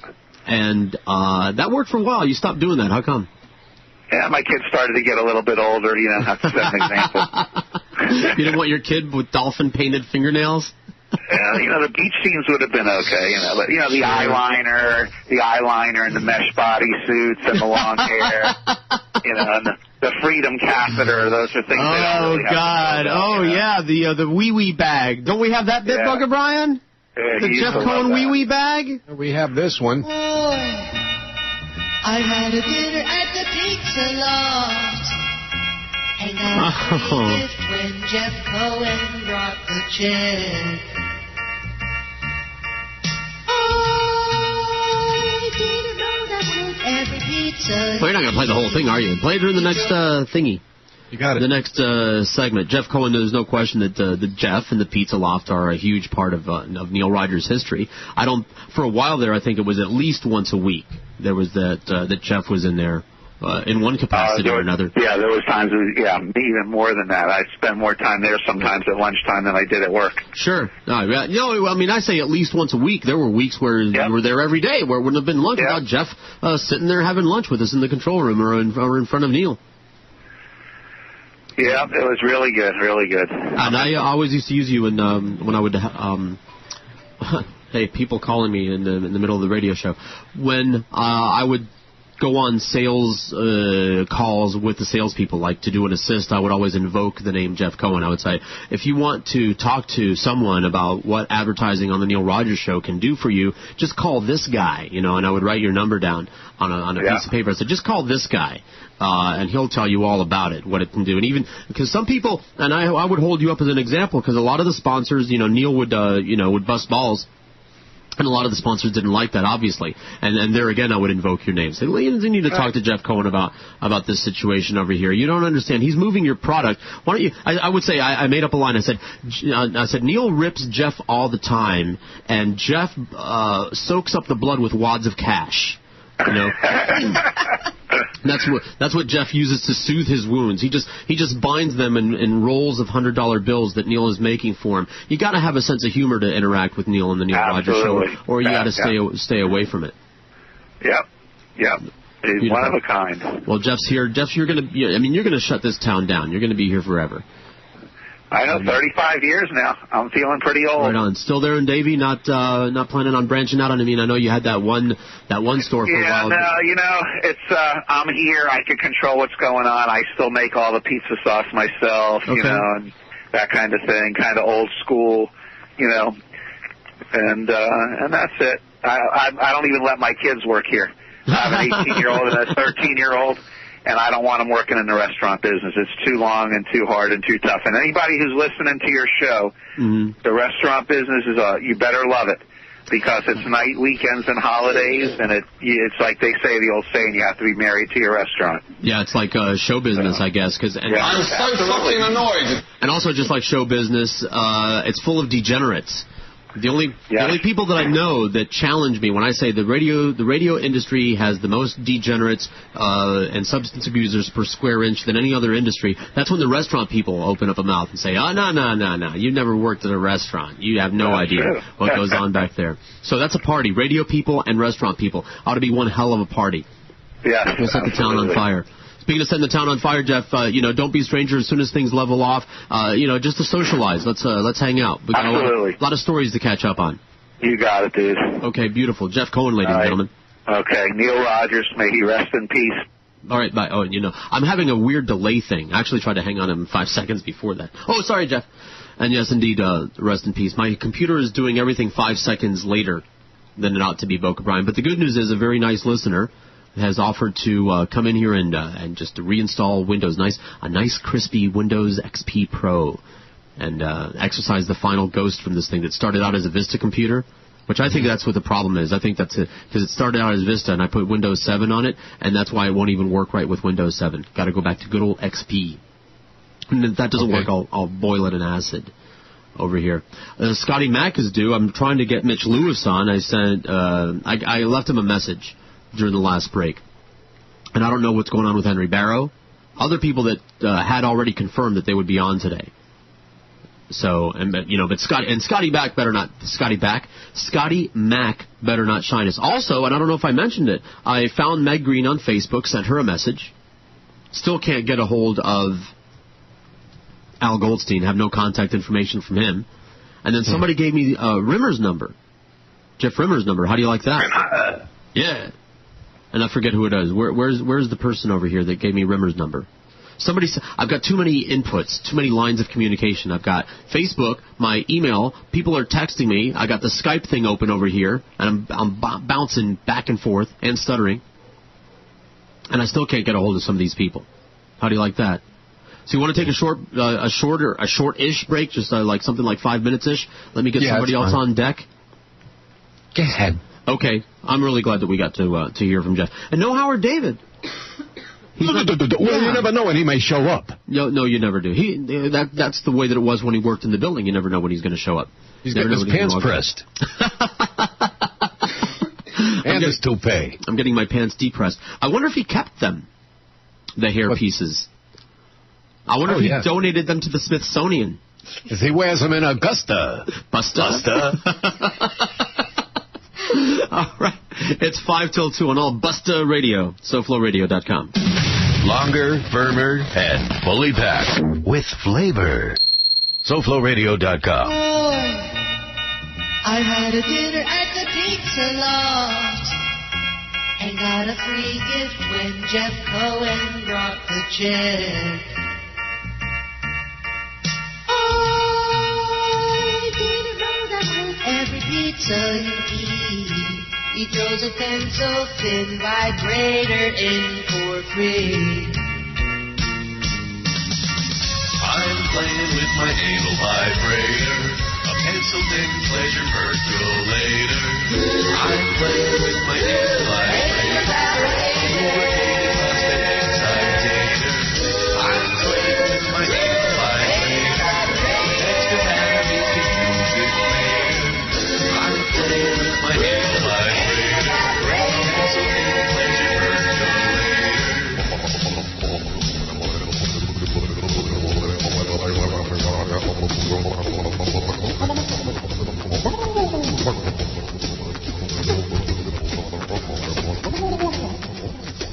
Hi, this is Ron McGill from Miami Metro Zoo, and I listen to that Neil Rogers 1 and 2 hour. Hell, it's even better than Sex with the Animals.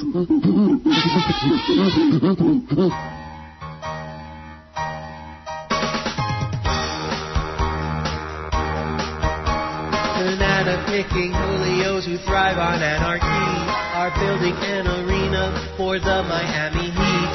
Having 2 arenas somehow don't seem right. Better ask Jeff Cohen for financial advice.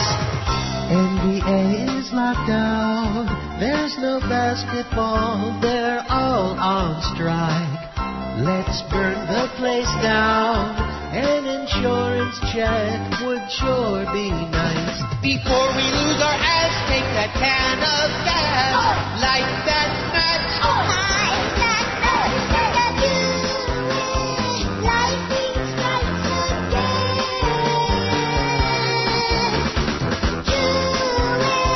Lightning strikes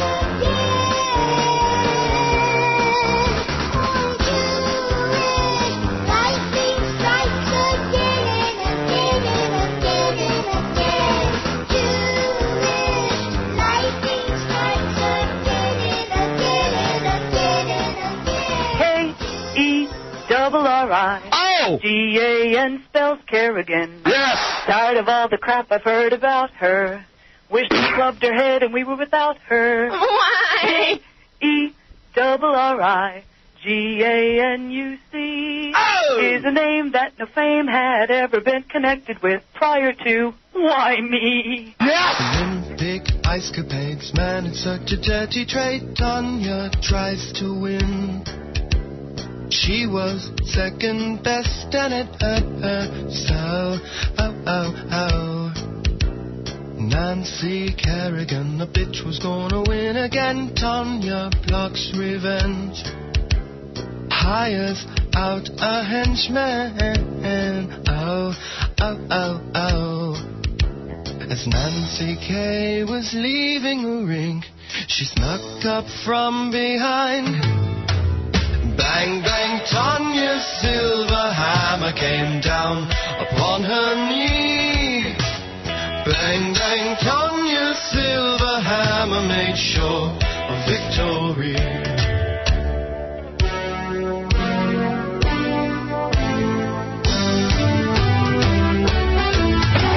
Olympic medal round, Tanya hears an ugly crowd boo her every move.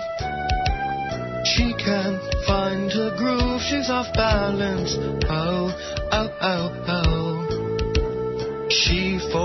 knows a plan, makes her way into the stand, murder on her mind.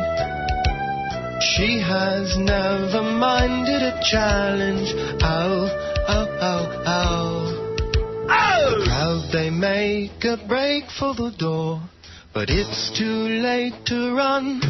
Bang, bang, Tonya's silver hammer just smashing in their heads. She would not leave Lil Hammer till everyone was dead.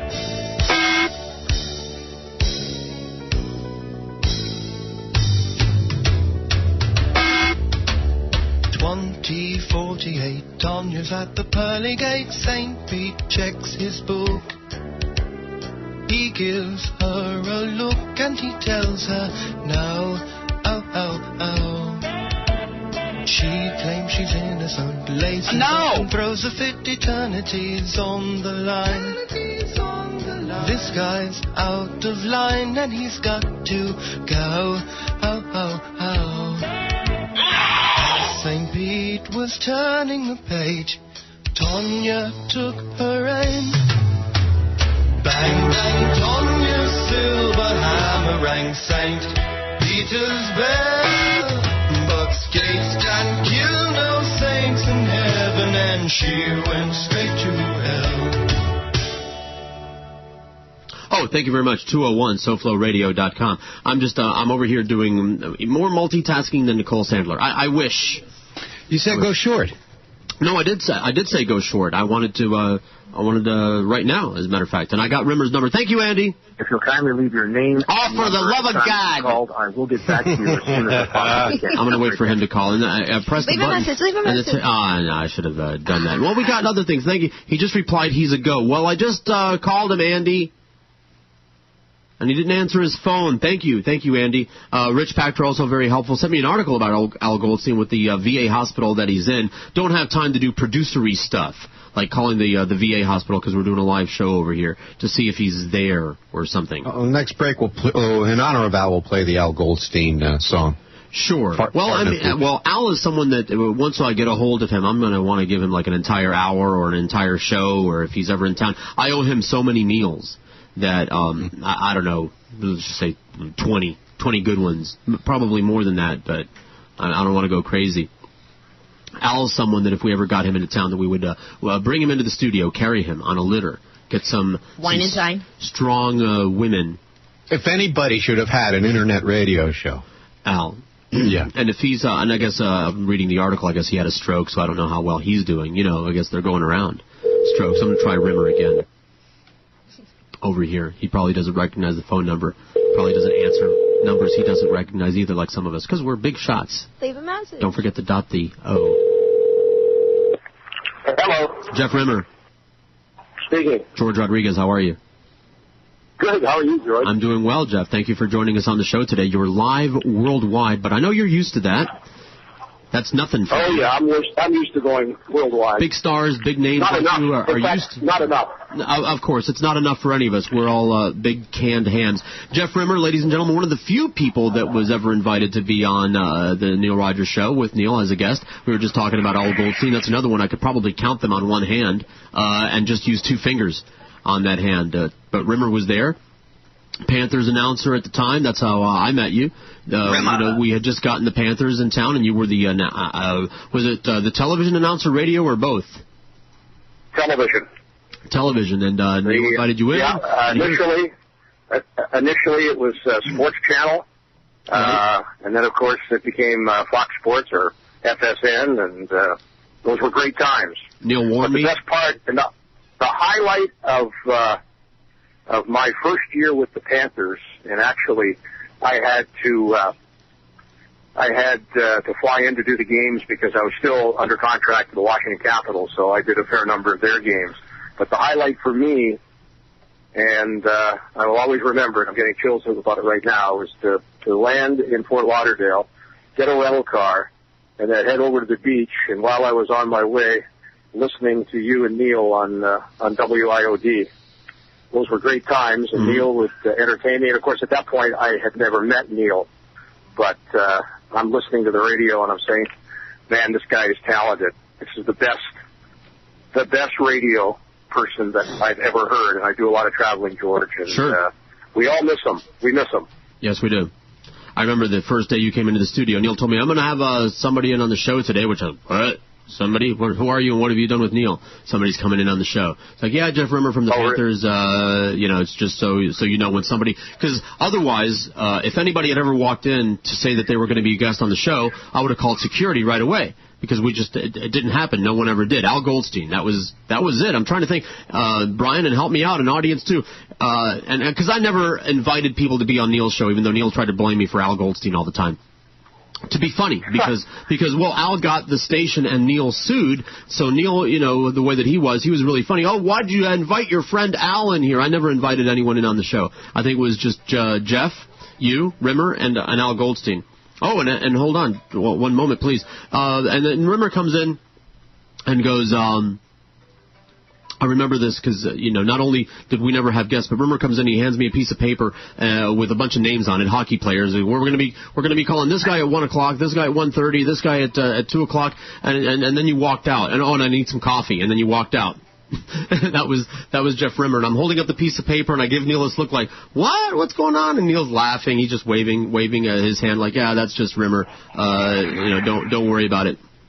But you guys did a series of hockey shows there in the first couple years of the Panther history. I have a certificate from the Panthers from that first year. I have a autographed hockey puck thanking me for my contributions to their inaugural season that I still keep in my memorabilia case. Wow. Yeah.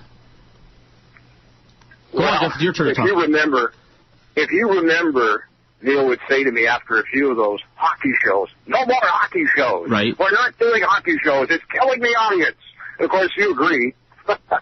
Yeah, well, see, here's my thing, and Neil always said, you hate Rimmer, and I said, no, I just don't want to have to answer the phones while he's here.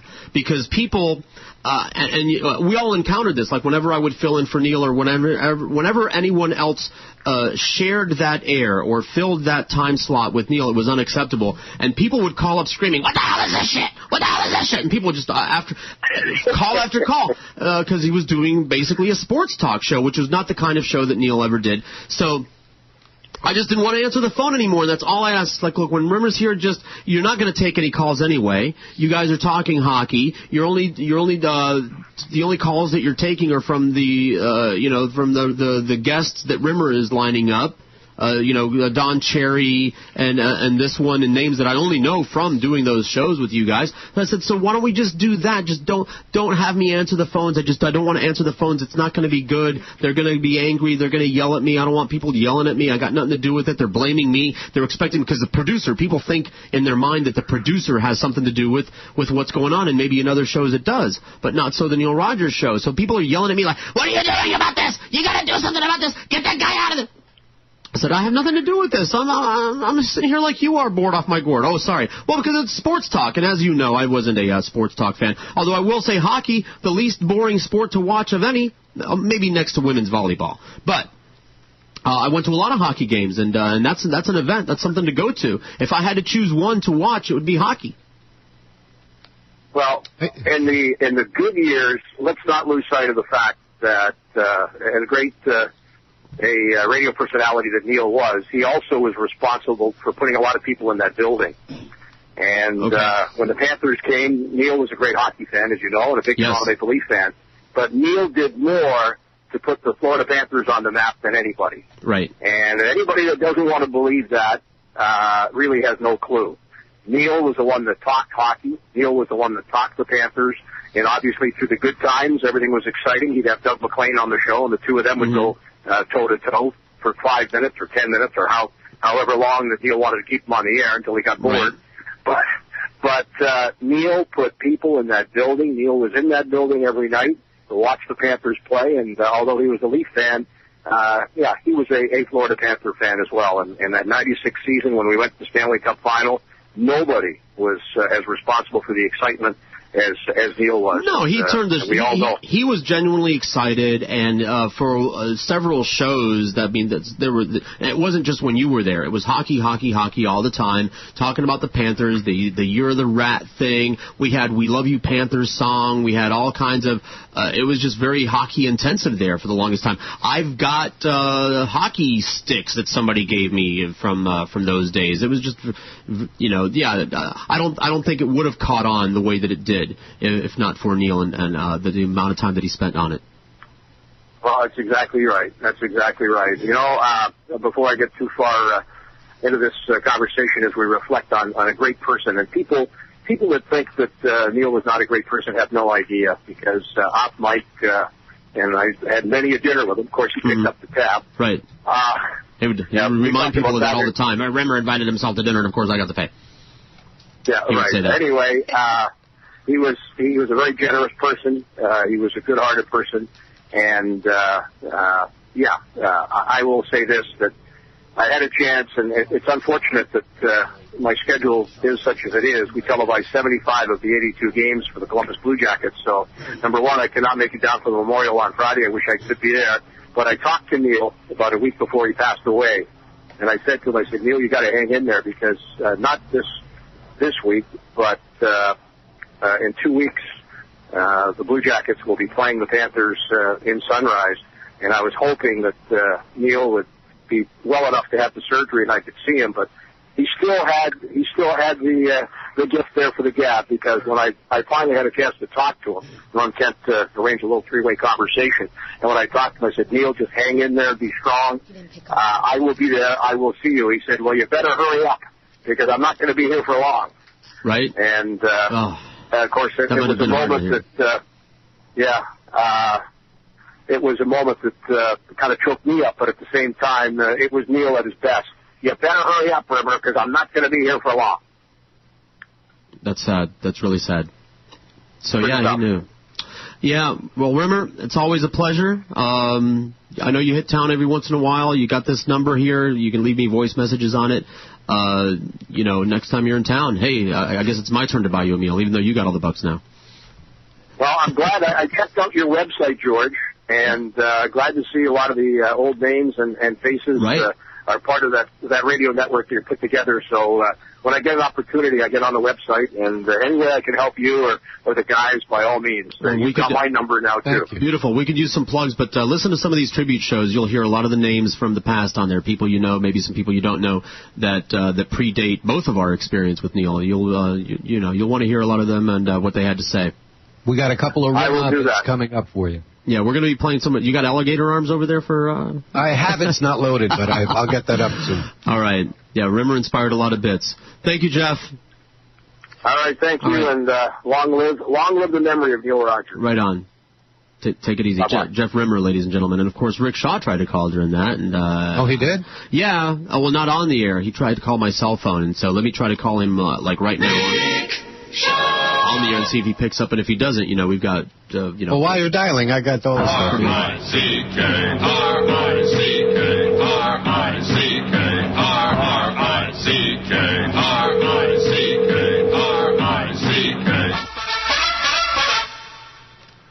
Hopefully he'll pick up. Yeah, this is Rick Shaw. One more time, only not so dialing much sound voice effects up there. WQAM. I can't say that that's much right now. Oh, dadgummit. Can't come to the phone right now. Nothing. He can't come to the phone right now. Of course, I could call Woody Graber back, who's trying to get in on my computer on a permanent delay over here. Woody won't mind. If Rick calls while Woody Graber is on, I'll so hang up on Woody Graber so fast. You don't think? Combination of ratings. The ratings weren't bad. They just weren't good. We were okay. We were hanging in. But Riley was just an asshole. I know. I'm gonna go try to get Rick and Sud show. We'll play it. Right. Yeah, that'll be good. The Rick and Rick slap fight over here, ladies and gentlemen. Jorge. Woody Graber, how are you? Fine. How you doing? We're keeping it going for as long as possible. Today, the last day of the official tribute shows. We're going to have something really choice that Boca Brian is assembling for Friday, so we can go to the memorial service. Are you going to be there for that? I was thinking of going. I didn't know how public, private it was going to be. Public. You know? Norm's asking me, do you know how many people do you think are going to show up? And I go, anywhere from 100 to 1,000? I don't know. The whole town might show up. I don't know. I think it's going to be a whole bunch of people. What time is it that goes on? 3. 3 o'clock. 3 in the afternoon? 3 till 4:30, and then there's an after event at a nearby bar. Just be hung in Wilton Manors. Yeah, I'm going to wear pink. Yeah. Pajamas. Pink panties. Panties. So how are you, Woody? Please, take the opportunity over here. We want everybody that's ever been a part of the show, part of Neil's life. Of course, you were in the studio all the time. You're one of the 3 ponytails, the only surviving ponytail in the Ponytail song. I am the only surviving ponytail. That's true. I don't know if you heard, we were talking to Jeff just now. I know that you and Jeff went in to see Neil when he was in the hospital, and so Jeff. Yeah, we saw Neil probably the last day he was in the hospital, and he was rather lucid that day. It was a good time to see him, I guess. And we talked about sports because I figured that was fun. That was always the thing he was the most interested in, other than other things. But but he was, he seemed rather lucid. He seemed like he was on top of it. Why don't you tell people, So he was definitely weak. He definitely was very weak, though. I want to talk about your history with Neil and the Neil Rogers show, because certainly, I don't know how that whole thing started. There were a lot of people, a lot of things that were going on by the time I showed up. I don't know what year you started interacting with the show, hooking Neil and myself up with tickets that I can't thank you enough for. I owe you some sex. I'm going to get somebody to deliver it for me, though. I'll get an authorized agent to bring some sex over to you. I don't want the sex from you. No, I know. I'm gonna go out and get 2 blowjobs and then have one sent to you. But I'm not gonna deliver it in person. We'll see what happens when he gets back home from Oakland. Yeah. But how did it all start? How was it that you wound up in the studio that not many people were allowed into? What a lot of weed will do for you, man. It sort of started with. It was really farther along when Neil was on Zeta. Yeah. And I was doing Woody's on the Beach with Ron Wood of the Stones. And, that's right. I forget the last name of the guy. Jeff was a DJ, and he did a lot of stuff with us. Jeff Gonzer? Gonzer, right. Thanks, Brian. Yeah, and I had the Freeze ice cream store as one of my clients, and Neil loved pistachio ice cream. So Jeff had me bring Neil pistachio ice cream from the Freeze, and Neil just went bonkers for it. And, so that sort of really started our relationship. Started on ice cream. I don't know, was it only, I don't know how many concerts you hooked him up with, but you got him some Backstreet Boys concert tickets at some point. Oh, Backstreet Boys stuff. I got him Louis Miguel. I got him in the front row for Louis Miguel at the Night Center. And I arranged for them to do that. If people think that seeing someone that looked like Neil would look unusual at a Backstreet Boys concert, understand something, that it was 50% little girls and 50% gay old men. That's who went to the Backstreet Boys concert. He was not alone there. He was very common there. Yes, he was definitely he definitely fit right into their demographic. No question. But Woody, you were there all the time. Not because, and I don't know why. He bitched about everybody that was in the studio, but at no point did he say, keep Woody Graber out of here, because he said that about a lot of people. Not everybody was allowed in there, but you were. So obviously you found a good side of him, as ugly as you are, as ugly as you were with the whole, Quasimodo eyeball there and the hunchback. He liked you just fine for some reason. He didn't have a problem with you in the studio at all. I understood the rules, I guess, is the best way to put it. I didn't overdo. I didn't try to sell him. And there it is. Wow. And there he goes. I did nothing. That's him. That was on his end, man. Yeah, that was. Can't even blame the old Skype for that. Even though everything is being real frozen. Do you think he's going to want to call back? Why not? You know, he's right, though. He did play it cool that way. That's how you did it. You didn't go over the top with him. You didn't get under his skin. Oh, here he is. He's calling back. No, Woody didn't get obnoxious. No. But that was him. I'm trying to answer you, Woody. Dead air. I'm trying to answer you. And also Gina Martell is trying to call in. She wrote copy for him. We'll get you on, Gina. Hello, Woody. There you are. Hello, yeah, I'm back. Yes, you are. I don't know what happened there. I don't know. But I'm blaming you. I think, like I said, as I was saying, I knew the rules. I understood what his rules were. And I didn't try to force anything that I knew he wouldn't fit into his format. And also, it was, I didn't overdo it either. So I became, I did it, I took it as a professional situation, being a professional public relations person, and, and Neil being a professional broadcaster. Right. And we meshed. And I always felt privileged for that. I felt, to me, Neil and dealing with Neil was a privilege. It wasn't like my right or wasn't my, trump card or anything like that. It was a situation where I was able to understand what it takes to make the show work. And I just tried to fit into that. I remember the first time I heard the Ponytail song. I was driving down. I didn't know that Boca had done it. And I'm driving down Dixie Highway, and I'm hearing this, What is Love, Jeff Cohen and his ponytail. I'm thinking, okay, that's cool, And then all of a sudden it's Woody Graber in his ponytail. Yeah. And I just about drove off the road.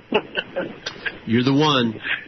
The story behind that is I got a phone call from Mitch Lewis wanting to redo the Ponytail song. He wrote your version. Just Woody? What is Pudge? Was penned by Mitch Lewis, yeah. Who was that about, though? Was it about Woody Graber, the What is Pudge?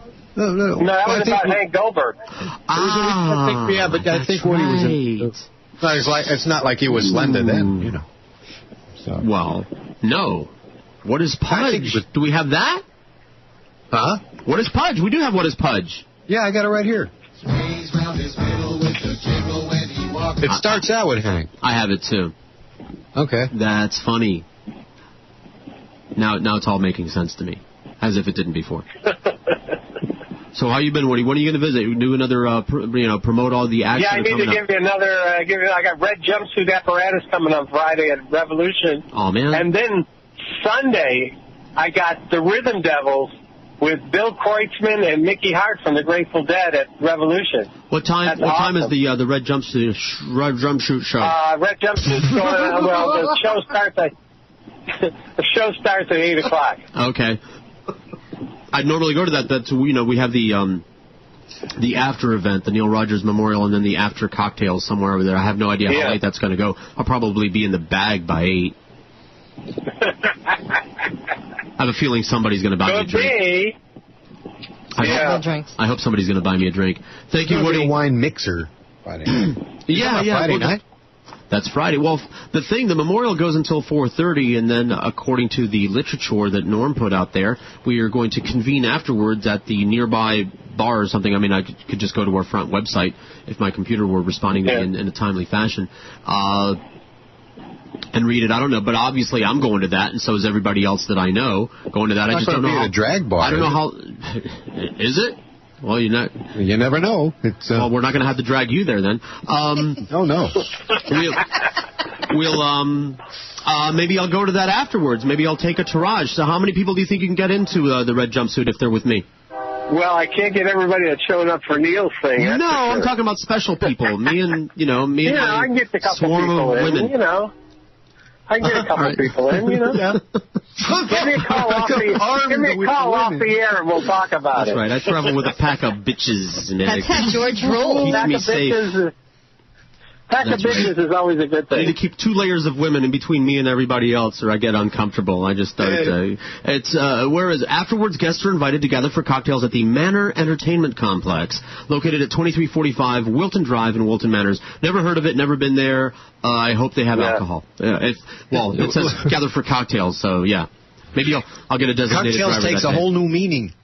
Sure. In Wilton. In fact, you know what they say there. Yeah. I got 2 sets of lips. Yes, there will be lots of tales of cock at that thing, I'm sure. Woody, thanks for being on the show with us. Thanks for adding your voice to the record. George, really. I know it is. I know you're not lying when you say that, and I know that you'll be in the studio one of these days. I'll get you that sex I owe you one of these days, Woody. I just got to find the right person. I got to find somebody that's. I know. I understand. You got to find someone who's willing. Blind and no sense of touch. There's not many of those out there. Right. It can't be Helen Keller. She's got to have no sense of touch. Also, blind and no sense of touch. But she can. She doesn't have to be deaf because your voice is all right. My voice is okay. Yeah. Hey, that's cool. All right, Woody. Thanks for spending some time with us. Thanks, Woody. Anytime, George. Thank you. Take care of yourself is what he was trying to say. I keep pressing click, and it takes like 5 whole seconds for it to hang up. Everything. Do we have anybody on deck, by the way? Delay. Yeah, as a matter of fact, Gina Martell wanted to call in. Who else? And I'm playing phone tag with Rick Shaw, as in I had Monica try to call him back with my cell phone. All right, I'll keep my eye on the thing. And as soon as you fire me a message, we'll just cut to Rick. Yeah. Yeah, it doesn't matter where we are. We'll do that. I told Gina to call in 5 minutes. You know how these radio people can tell time. It's been 6 minutes now, honey, because I was going to put her on right now. But let's go for a break and then... All right, take a shorty. Okay. Take it like a 4 minute or something or whatever, and I'll try to get somebody else on deck like Rick Shaw. All right? 226, SoFloRadio.com. SoFloRadio.com. Castrating terrestrial radio. One ball at a time. Ray Whitney has a pair.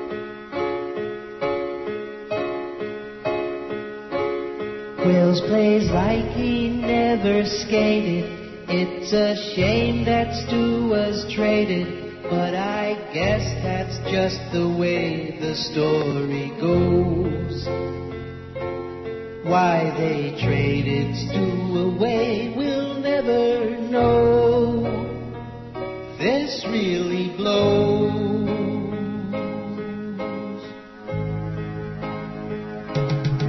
We can't win. There's no winning since they traded Stu. We can't win. We can't score anymore. We can't win.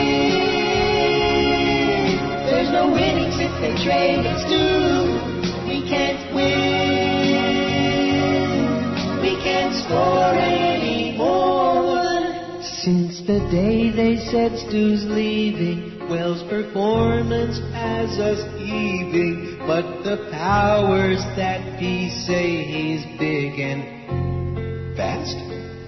The record shows he can't score goals, they're full of crap. They can kiss my ass.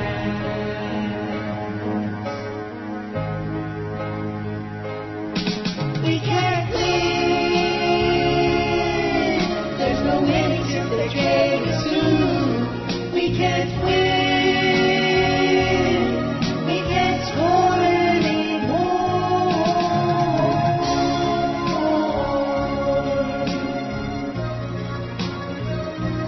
Just trying to get it on the net, and he made a great shot. It turned out to be a beautiful play. There's a chance back, and he shot it wide. The rebound. Score! Barnes is right there to tie the game again at 3. Stu Barnes with a wraparound, and he beats Rhodes. Penguins tie it again. Now fuck him down. SoFloRadio.com. Uncut and tasty. SouthFloridaDiscounts.com. SouthFloridaDiscounts.com. This website is crazy. SouthFloridaDiscounts.com. Electronics, dining out, real estate, automobiles, boats, yachts, golf clubs, crazy discounts, jewelry, and more. SouthFloridaDiscounts.com. SouthFloridaDiscounts.com. After rocking South Florida for over 30 years, she's back. And she's South Florida's classic rock again. She's only rockandroll.com. She's only rock and roll. Jan Michael Morris isn't just any attorney. He's your attorney. The Morris Law Office, handling your legal needs for more than 20 years, providing a wide range of legal services for those who need it most. Let Jan Michael Morris put his experience to work for you. Call Jan Michael Morris at his Boca Raton office at 561-395-4195 and speak to Jan Michael Morris directly. That's 561-395-4195 or visit themorrislawoffice.com. Spokesperson is not an attorney. SoFloRadio.com. Give us a call at 954-99-00036. Mobile users call 954-990-0036. And for those of you living in the past, call Butterfield 990-0036. Skype name SoFlo Radio. 29 till 3, SoFloRadio.com. George Rodriguez, Boca, Brian, Monica, and a cast of thousands. And let me get... I've been trying to, once again, during that commercial break, to get Rick Shaw on. Left him a message, and we'll see how that goes. And then, I don't know, maybe it was my Skype working, just because everything is ungapotchkied in here, Boca Brian. But Rick was calling my cell phone. He wasn't trying to get on the air. But now I can't get the Skype to do anything. It's unresponsive. Okay. Well, maybe this will work. Shaw? We'll try to... But hear the rest of it, he has to call in. No problem. And Gina's trying to call in, and now it's just nothing's going in and out. My call button won't come up. Your speakers work, but nothing else will. And Scotty Mac is shining us. What? Of all things. Nah, he'll be in. Well, no, he was supposed to be here at 2 o'clock. Oh, physically? Yes. Yes, in the studio. Do you have any idea how bad the echo is, Boca Brian? He was only there that one time. I'm going to buy you headphones with an extension cable, Boca Brian. Why, it's loud again? Are you kidding? Loud again? If you turned it up, it's loud. If you can hear it, everyone can hear it. I didn't, but I didn't really. Echo. But okay. Echo. We'll answer this person. I don't know who this is, but they're ringing the line, so I might as well kill some time with this unknown person. Hello, SoFlo Radio. Hey, George, it's just up here in North Carolina. Hey, how are you up there in North Carolina? Good. We can kill some time while trying to get some real people on. While I'm talking to you. Hey, how's it going? It goes well. I'm enjoying the hell out of the shows you guys are putting together. It's obviously a ton of work, and you've been tracking down. It's been a ton of work. You've been tracking down all these great people from the past, and you have no idea. I only hope when I die that this half, the amount of effort and care and people giving a shit. Man, it has been awesome. I really have appreciated and loved all the days of the tribute shows, and I know it's been hard. Thank you very much. It has been. It's been very difficult, and I'm feeling kind of bummed that I haven't gotten responses back from some of the people that I thought I would hear from, certainly. Like, I don't know, really, Gary Bruce, you're still mad about that lawsuit and everything, Yeah, I'm surprised people don't put that kind of stuff aside, and, it's a tribute thing for Neil. Personal shit can go by the wayside, Sure. Mo, Howard, David, But whatever, the people you've gotten have been great, even, Defoe and, of course, Rick and Suds and all that. It's just been, it's been a pleasure to listen to. You guys have really knocked out of the park. Thank you very much. Boca Brian, a lot of exhausted effort on both our parts. Boca Brian's been staying up all day, all night, over those dats that I recorded years ago, and he's been, it's like panning for gold. He's been getting a lot of gems out of it. And cassettes, Lordy. And also, and then I've been sending messages out on every medium. I've been sending smoke signals out, trying to get people. And like the volunteer staff, like a lot of the listeners out there have been doing a lot of legwork for me, getting people in touch with me, so I couldn't have done it without any of them. I did hear from Irene Richards. She can't make it today. Something came up, something important. We're going to try to get her on next week. I guess we'll just do some overflow. We're going to go on with regular programming, fun-hearted stuff and musical guests, but the people that we can't track down this week, like Al Goldstein and other people like that, we'll just have them on. It's we don't have a time limit. What's that, Brian? I think that we'll clear Dick's deck. Yes, whose deck is bigger? That's what we'll do. I think it's the way to do it, because just because this week is over doesn't mean that people forgot about Neil and the show and everything. People still want to, put in their 2 cents and hear from these We'll get good and out of our system. And Gina says she's trying to call and it's not answering. Let me send you the number again, lady. She's calling my cell phone. No, don't call my cell phone. Call that call-in number. Oh, it goes right to busy. No, there you are. You're calling in now. Hey, thanks for calling, caller, in North Carolina. Love you guys. All right, love you too. I'll talk to you later. It's not busy now. Now it works. Gina? WQAM, hello. John? No, don't call us. It's you now. Right to Gina! Now. Hey, thanks for calling, caller.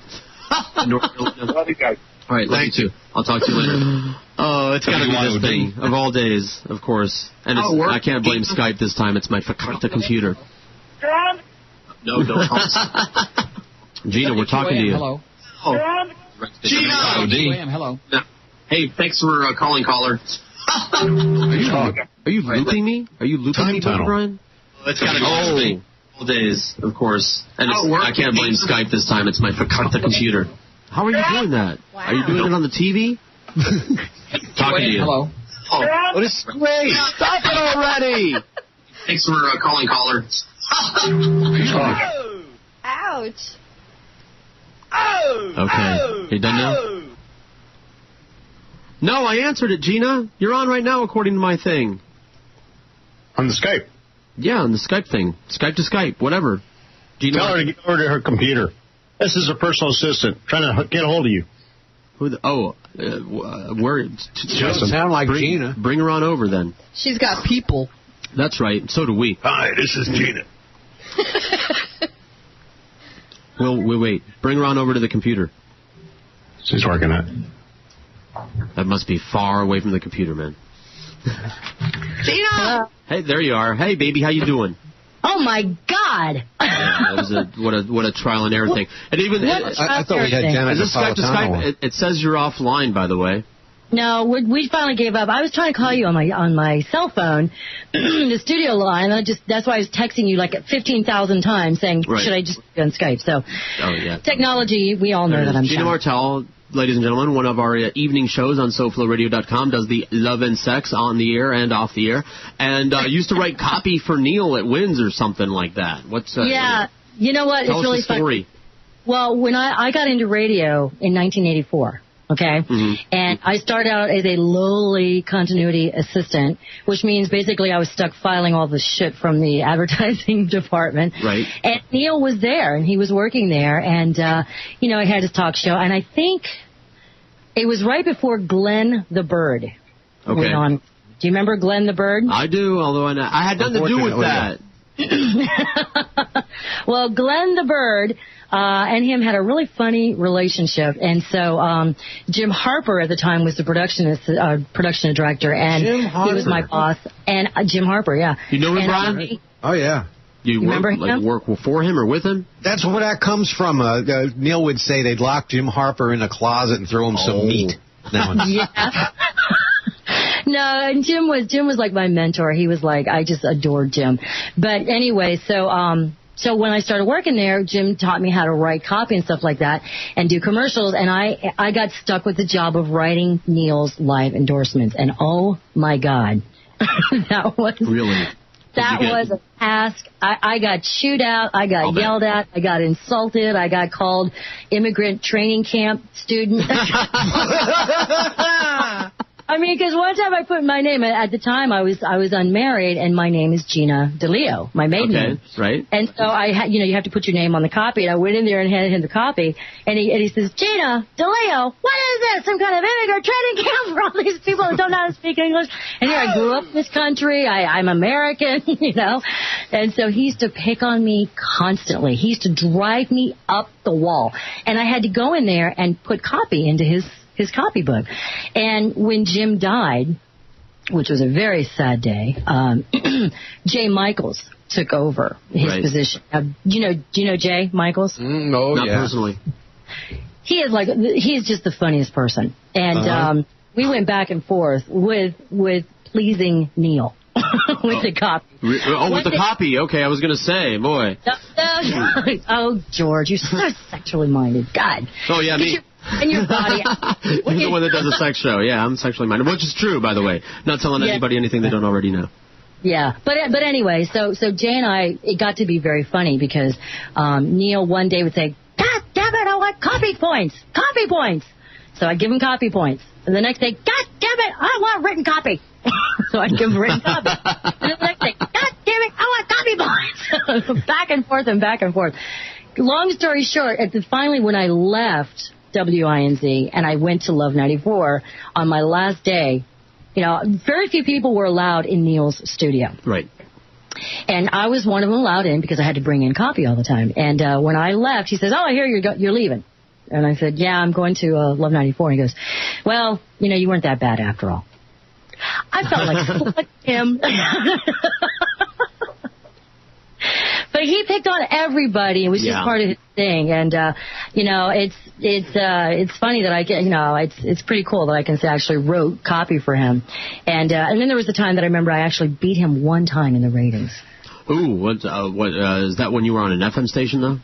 Yeah, that's when I was on FM. Yeah, I had one book that I actually beat him in the ratings, and man, he went to town on that. I don't think he realized it was me, but anyway, it was very interesting working for him. And then, Glen, the bird, died, and then he started working with Stan Majors. Right. And then he did a couple things, and Jay Michaels would go in there and work with him a little bit, and so he was very, very interesting to work with. Gina, I've got some Jay Michaels here. You remember this? I've got sunshine on WINZ. Oh my God. Oh, that's who Jay Michaels is. Well, that's Jay Michaels. I heard the name a million times. I just never met the man. And the thing is that we had so much fun in that building. And Neil was just one of those things where you just gingerly walked by the studio because if he caught you with his eye, you knew he was going to start saying something about who the hell's that person? Who's that? What are you doing here? Yeah. Right. And then you know Roy Pressman. Yes, I do. Oh my God, he picked on Roy. Oh yes. Relentlessly. Sure. Well, why not? Why the hell not? He picked on the engineers all the time. He picked on Mitch Ween, because Mitch Ween was serious. I mean, here was a guy, no matter how fancy he was dressed, he would crawl underneath all the equipment on his hands and knees and on his back if there was a light bulb out. It was offensive to him if anything wasn't working, Mitch Ween. Oh, those were the days. Yeah, that's when radio was really a lot of fun and really terrific. And we had, icons like Neil and everybody else that worked on AM and talk and, And here I have followed that same suit. It's kind of weird. I jump from music to talk, but it's a fun thing to do. And I imagine... Well, we discovered that talk, you can play what you want and say what you want with a talk radio format. We were never allowed to play whatever we wanted. Right. We all had this delusion that we were going to turn the kids on to some crazy new sounds that we discovered. Well, what idiots. There was never a time, according to Rick Shaw, there was never a time when that was what the radio scene was like. Yeah. It was always orchestrated and programmed by some asshole suit wearer somewhere else. Yeah, unfortunately, And then, of course, Neil hopped around and ended up on QAM. And I'm so glad that Rick Shaw is calling in. Rick Shaw is one of the nicest men in radio. Might not hear from him today. He is. He's a sweet, wonderful man. We've been playing phone tag. Might not happen today. We'll set a lot of time aside for Rick. He's been in the studio before. We'll send a limo or at least a long car over to his house to bring him over here. You got him in the studio there? Yeah, I've got pictures of it. Yeah, absolutely. It was September 4th, 2009. Not the only time I ever met Rick. He visited Neil a couple times at least, and I got to wear his hat. Well, that's a big honor. Every time I saw Rick, when my twins were very little, he'd come over and he'd say, "Hey," and he'd reach in his pocket and pull out these pennies and give these to the kids. Oh, okay. Give these to the kids. It was just adorable. He always handed me money for the kids every time I saw him. There were these funky little pennies that he always carries around. That's funny. I had no idea. Gina, because I'm doing this video memorial, I'm transferring video to DVD to video and back and forth. I came across some of the Whammy shows that you did video promos for. Oh, wow. I forgot all about those. Whammy? Oh, my God. Whammy, yeah. I think you were in a pink blouse and you were promoting things on Whammy. Set those aside. Yeah. You got to send me those, man. I would those. Yeah. I'm loading them as we speak, believe me, but they'll be up there. All right. Gina, it's a pleasure. Talk. I mean, just if it sounds like I'm rushing you off, I'm maybe a little bit because I got to get Henry Barrow in here. I forgot that. It's okay. Listen, I'm so happy to talk to you, and obviously everyone knows that George and I work together. Are you going to be at the memorial? Yes, I think we're going to go, and I know I'll see you there, and I'm sure I'll see Boca. And hi, Monica. Hi, Gina. And, yeah, you guys sound great, and I just want to call in and you know, say, hey, I was there then. You sure were. Thank you, Gina. All right. Talk to you later. Tune in to Love and Sex. All the time. Talk to you later, baby. Okay, bye. All right. Bye-bye. Now, everything seems to be working, of course, now that, now that we got Gina out of here. And I'm calling Henry. Trying to, anyway. It's calling. Takes forever to get that taste and smell out of your system. Hello. Henry Barrow.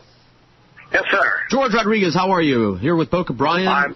Henry. My cohort, Monica. Hi. She kills people in buries bodies. Everyone should have one of those around. She's good with a knife, but only in matters of business. Thank you for joining us on the show. Scotty Mac is shining us today. So, fun. He was supposed to be in the studio. Actually, I wanted him sitting on my lap when we talked to you because we were all part of that same crazy crew. I guess you heard. I don't know if you actually heard Roger's call. I mean, you knew he was gonna. He knew he was gonna. Yes. Right. I didn't hear his call. I'm back working. I'm no longer retired, and I'm working as a wine director in Coconut Grove. That's funny. I just got a wine director. So you just stand around wine and you tell the wine where to go. Is that what a wine director does? Well, as you could probably guess, a wine director has to taste every wine that comes into the shop. You have to. You have to. It's part of. That's what you tell your wife. I have to, honey. It's my job. Neil would love that. It's funny. That I get paid to taste wine. Right, because you turned a preoccupation into an occupation. That's right. Where do you work? Give yourself a little plug. It's La Bottega in Coconut Grove on Main Highway. It's a shop right behind the old Taurus Bar that everybody in South Florida remembers and is all part of our complex. And there's also a calamari restaurant. On Franklin. Yes, and Franklin, right there on the corner. Main Highway in Franklin. Somebody knows the Taurus. So obviously I went and tried to do my best to get everybody who ever worked with us all together at WIOD to call in and share memories, share experiences and thoughts about Neil on this tribute thing. I think you might be the last one on the official tribute day. Why don't you go ahead and and talk about it? Because Roger already told us you guys were already there. You were in place there in that building when Neil first started working at IOD, right? Well, I was there from 1964. Jesus. On. And, yeah, I'm one of the old ones. I guess. We didn't know what to think when Neil came in because it was the beginning of the change of the style at our station. When Mike Ranieri was the most outrageous person we had. Okay. And we know Mike was not outrageous. He was talented, but not outrageous. Mm-hmm. And we had a staff that included Big Wilson and people like that had come down from New York. And so we didn't know what to expect when Neil came in. And at first there was a little resistance among people who had been there. Mm-hmm. But Neil, the person, won us all over before he ever won us over on the air. And, people ask me what Neil was like. And I don't know if you agree with this, but at a party, Neil would be the one sitting in the corner very quiet. Right. No question. Well, if he bothered to go to the party at all, he didn't, do a lot of yeah, that. Which was unusual. But he didn't seek the limelight there. I first met Neil when he introduced Rod McEwen during the Anita Bryant anti-gay campaign, and Rod McEwen held a news conference, and Neil introduced him at that news conference. And we talked a bit after it, and I got to know him there. I like Neil a lot. Mm-hmm. I loved being kidded by him. I loved the little bits that you punched up for him all the time. And Neil was one of those rare individuals, excuse me, one of those rare individuals who was a superb talk show host in the old definition of a political talk show. He did a heck of a job at that before he developed the persona that he became wealthy for and famous for. But whatever he did well. He was one of the great baseball play-by-play men I've ever heard.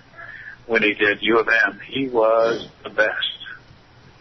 Yep. And I was just constantly astounded that whatever he chose to do, he did it as well as it could be done. Right. And he was such a genuinely nice human being. When my daughter came to the radio station, he could not have been nicer to her than he was.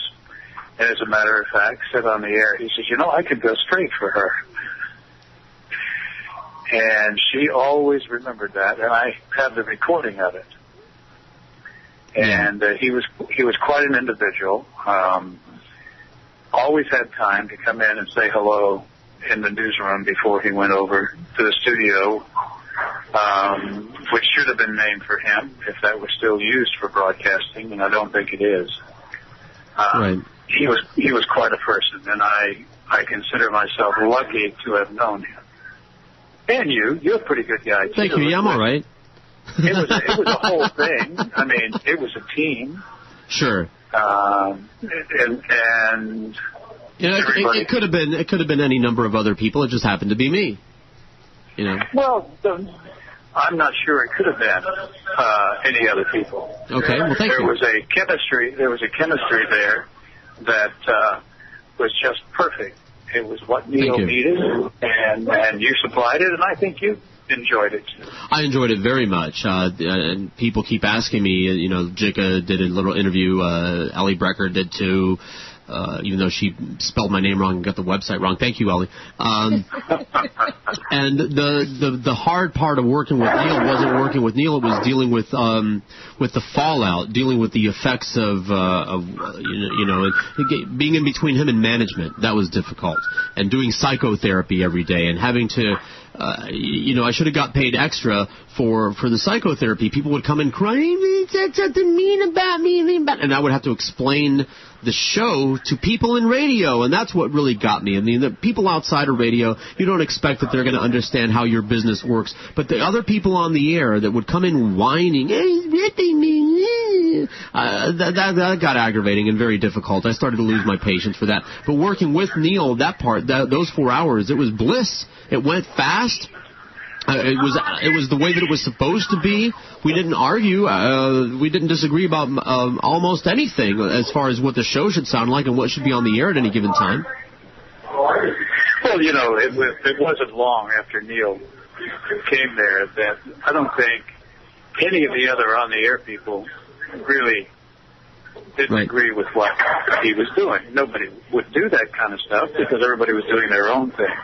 But everybody listened to Neil. Right. And, we're notorious in the business for not listening to our station when we're not working. But we all listen to Neil.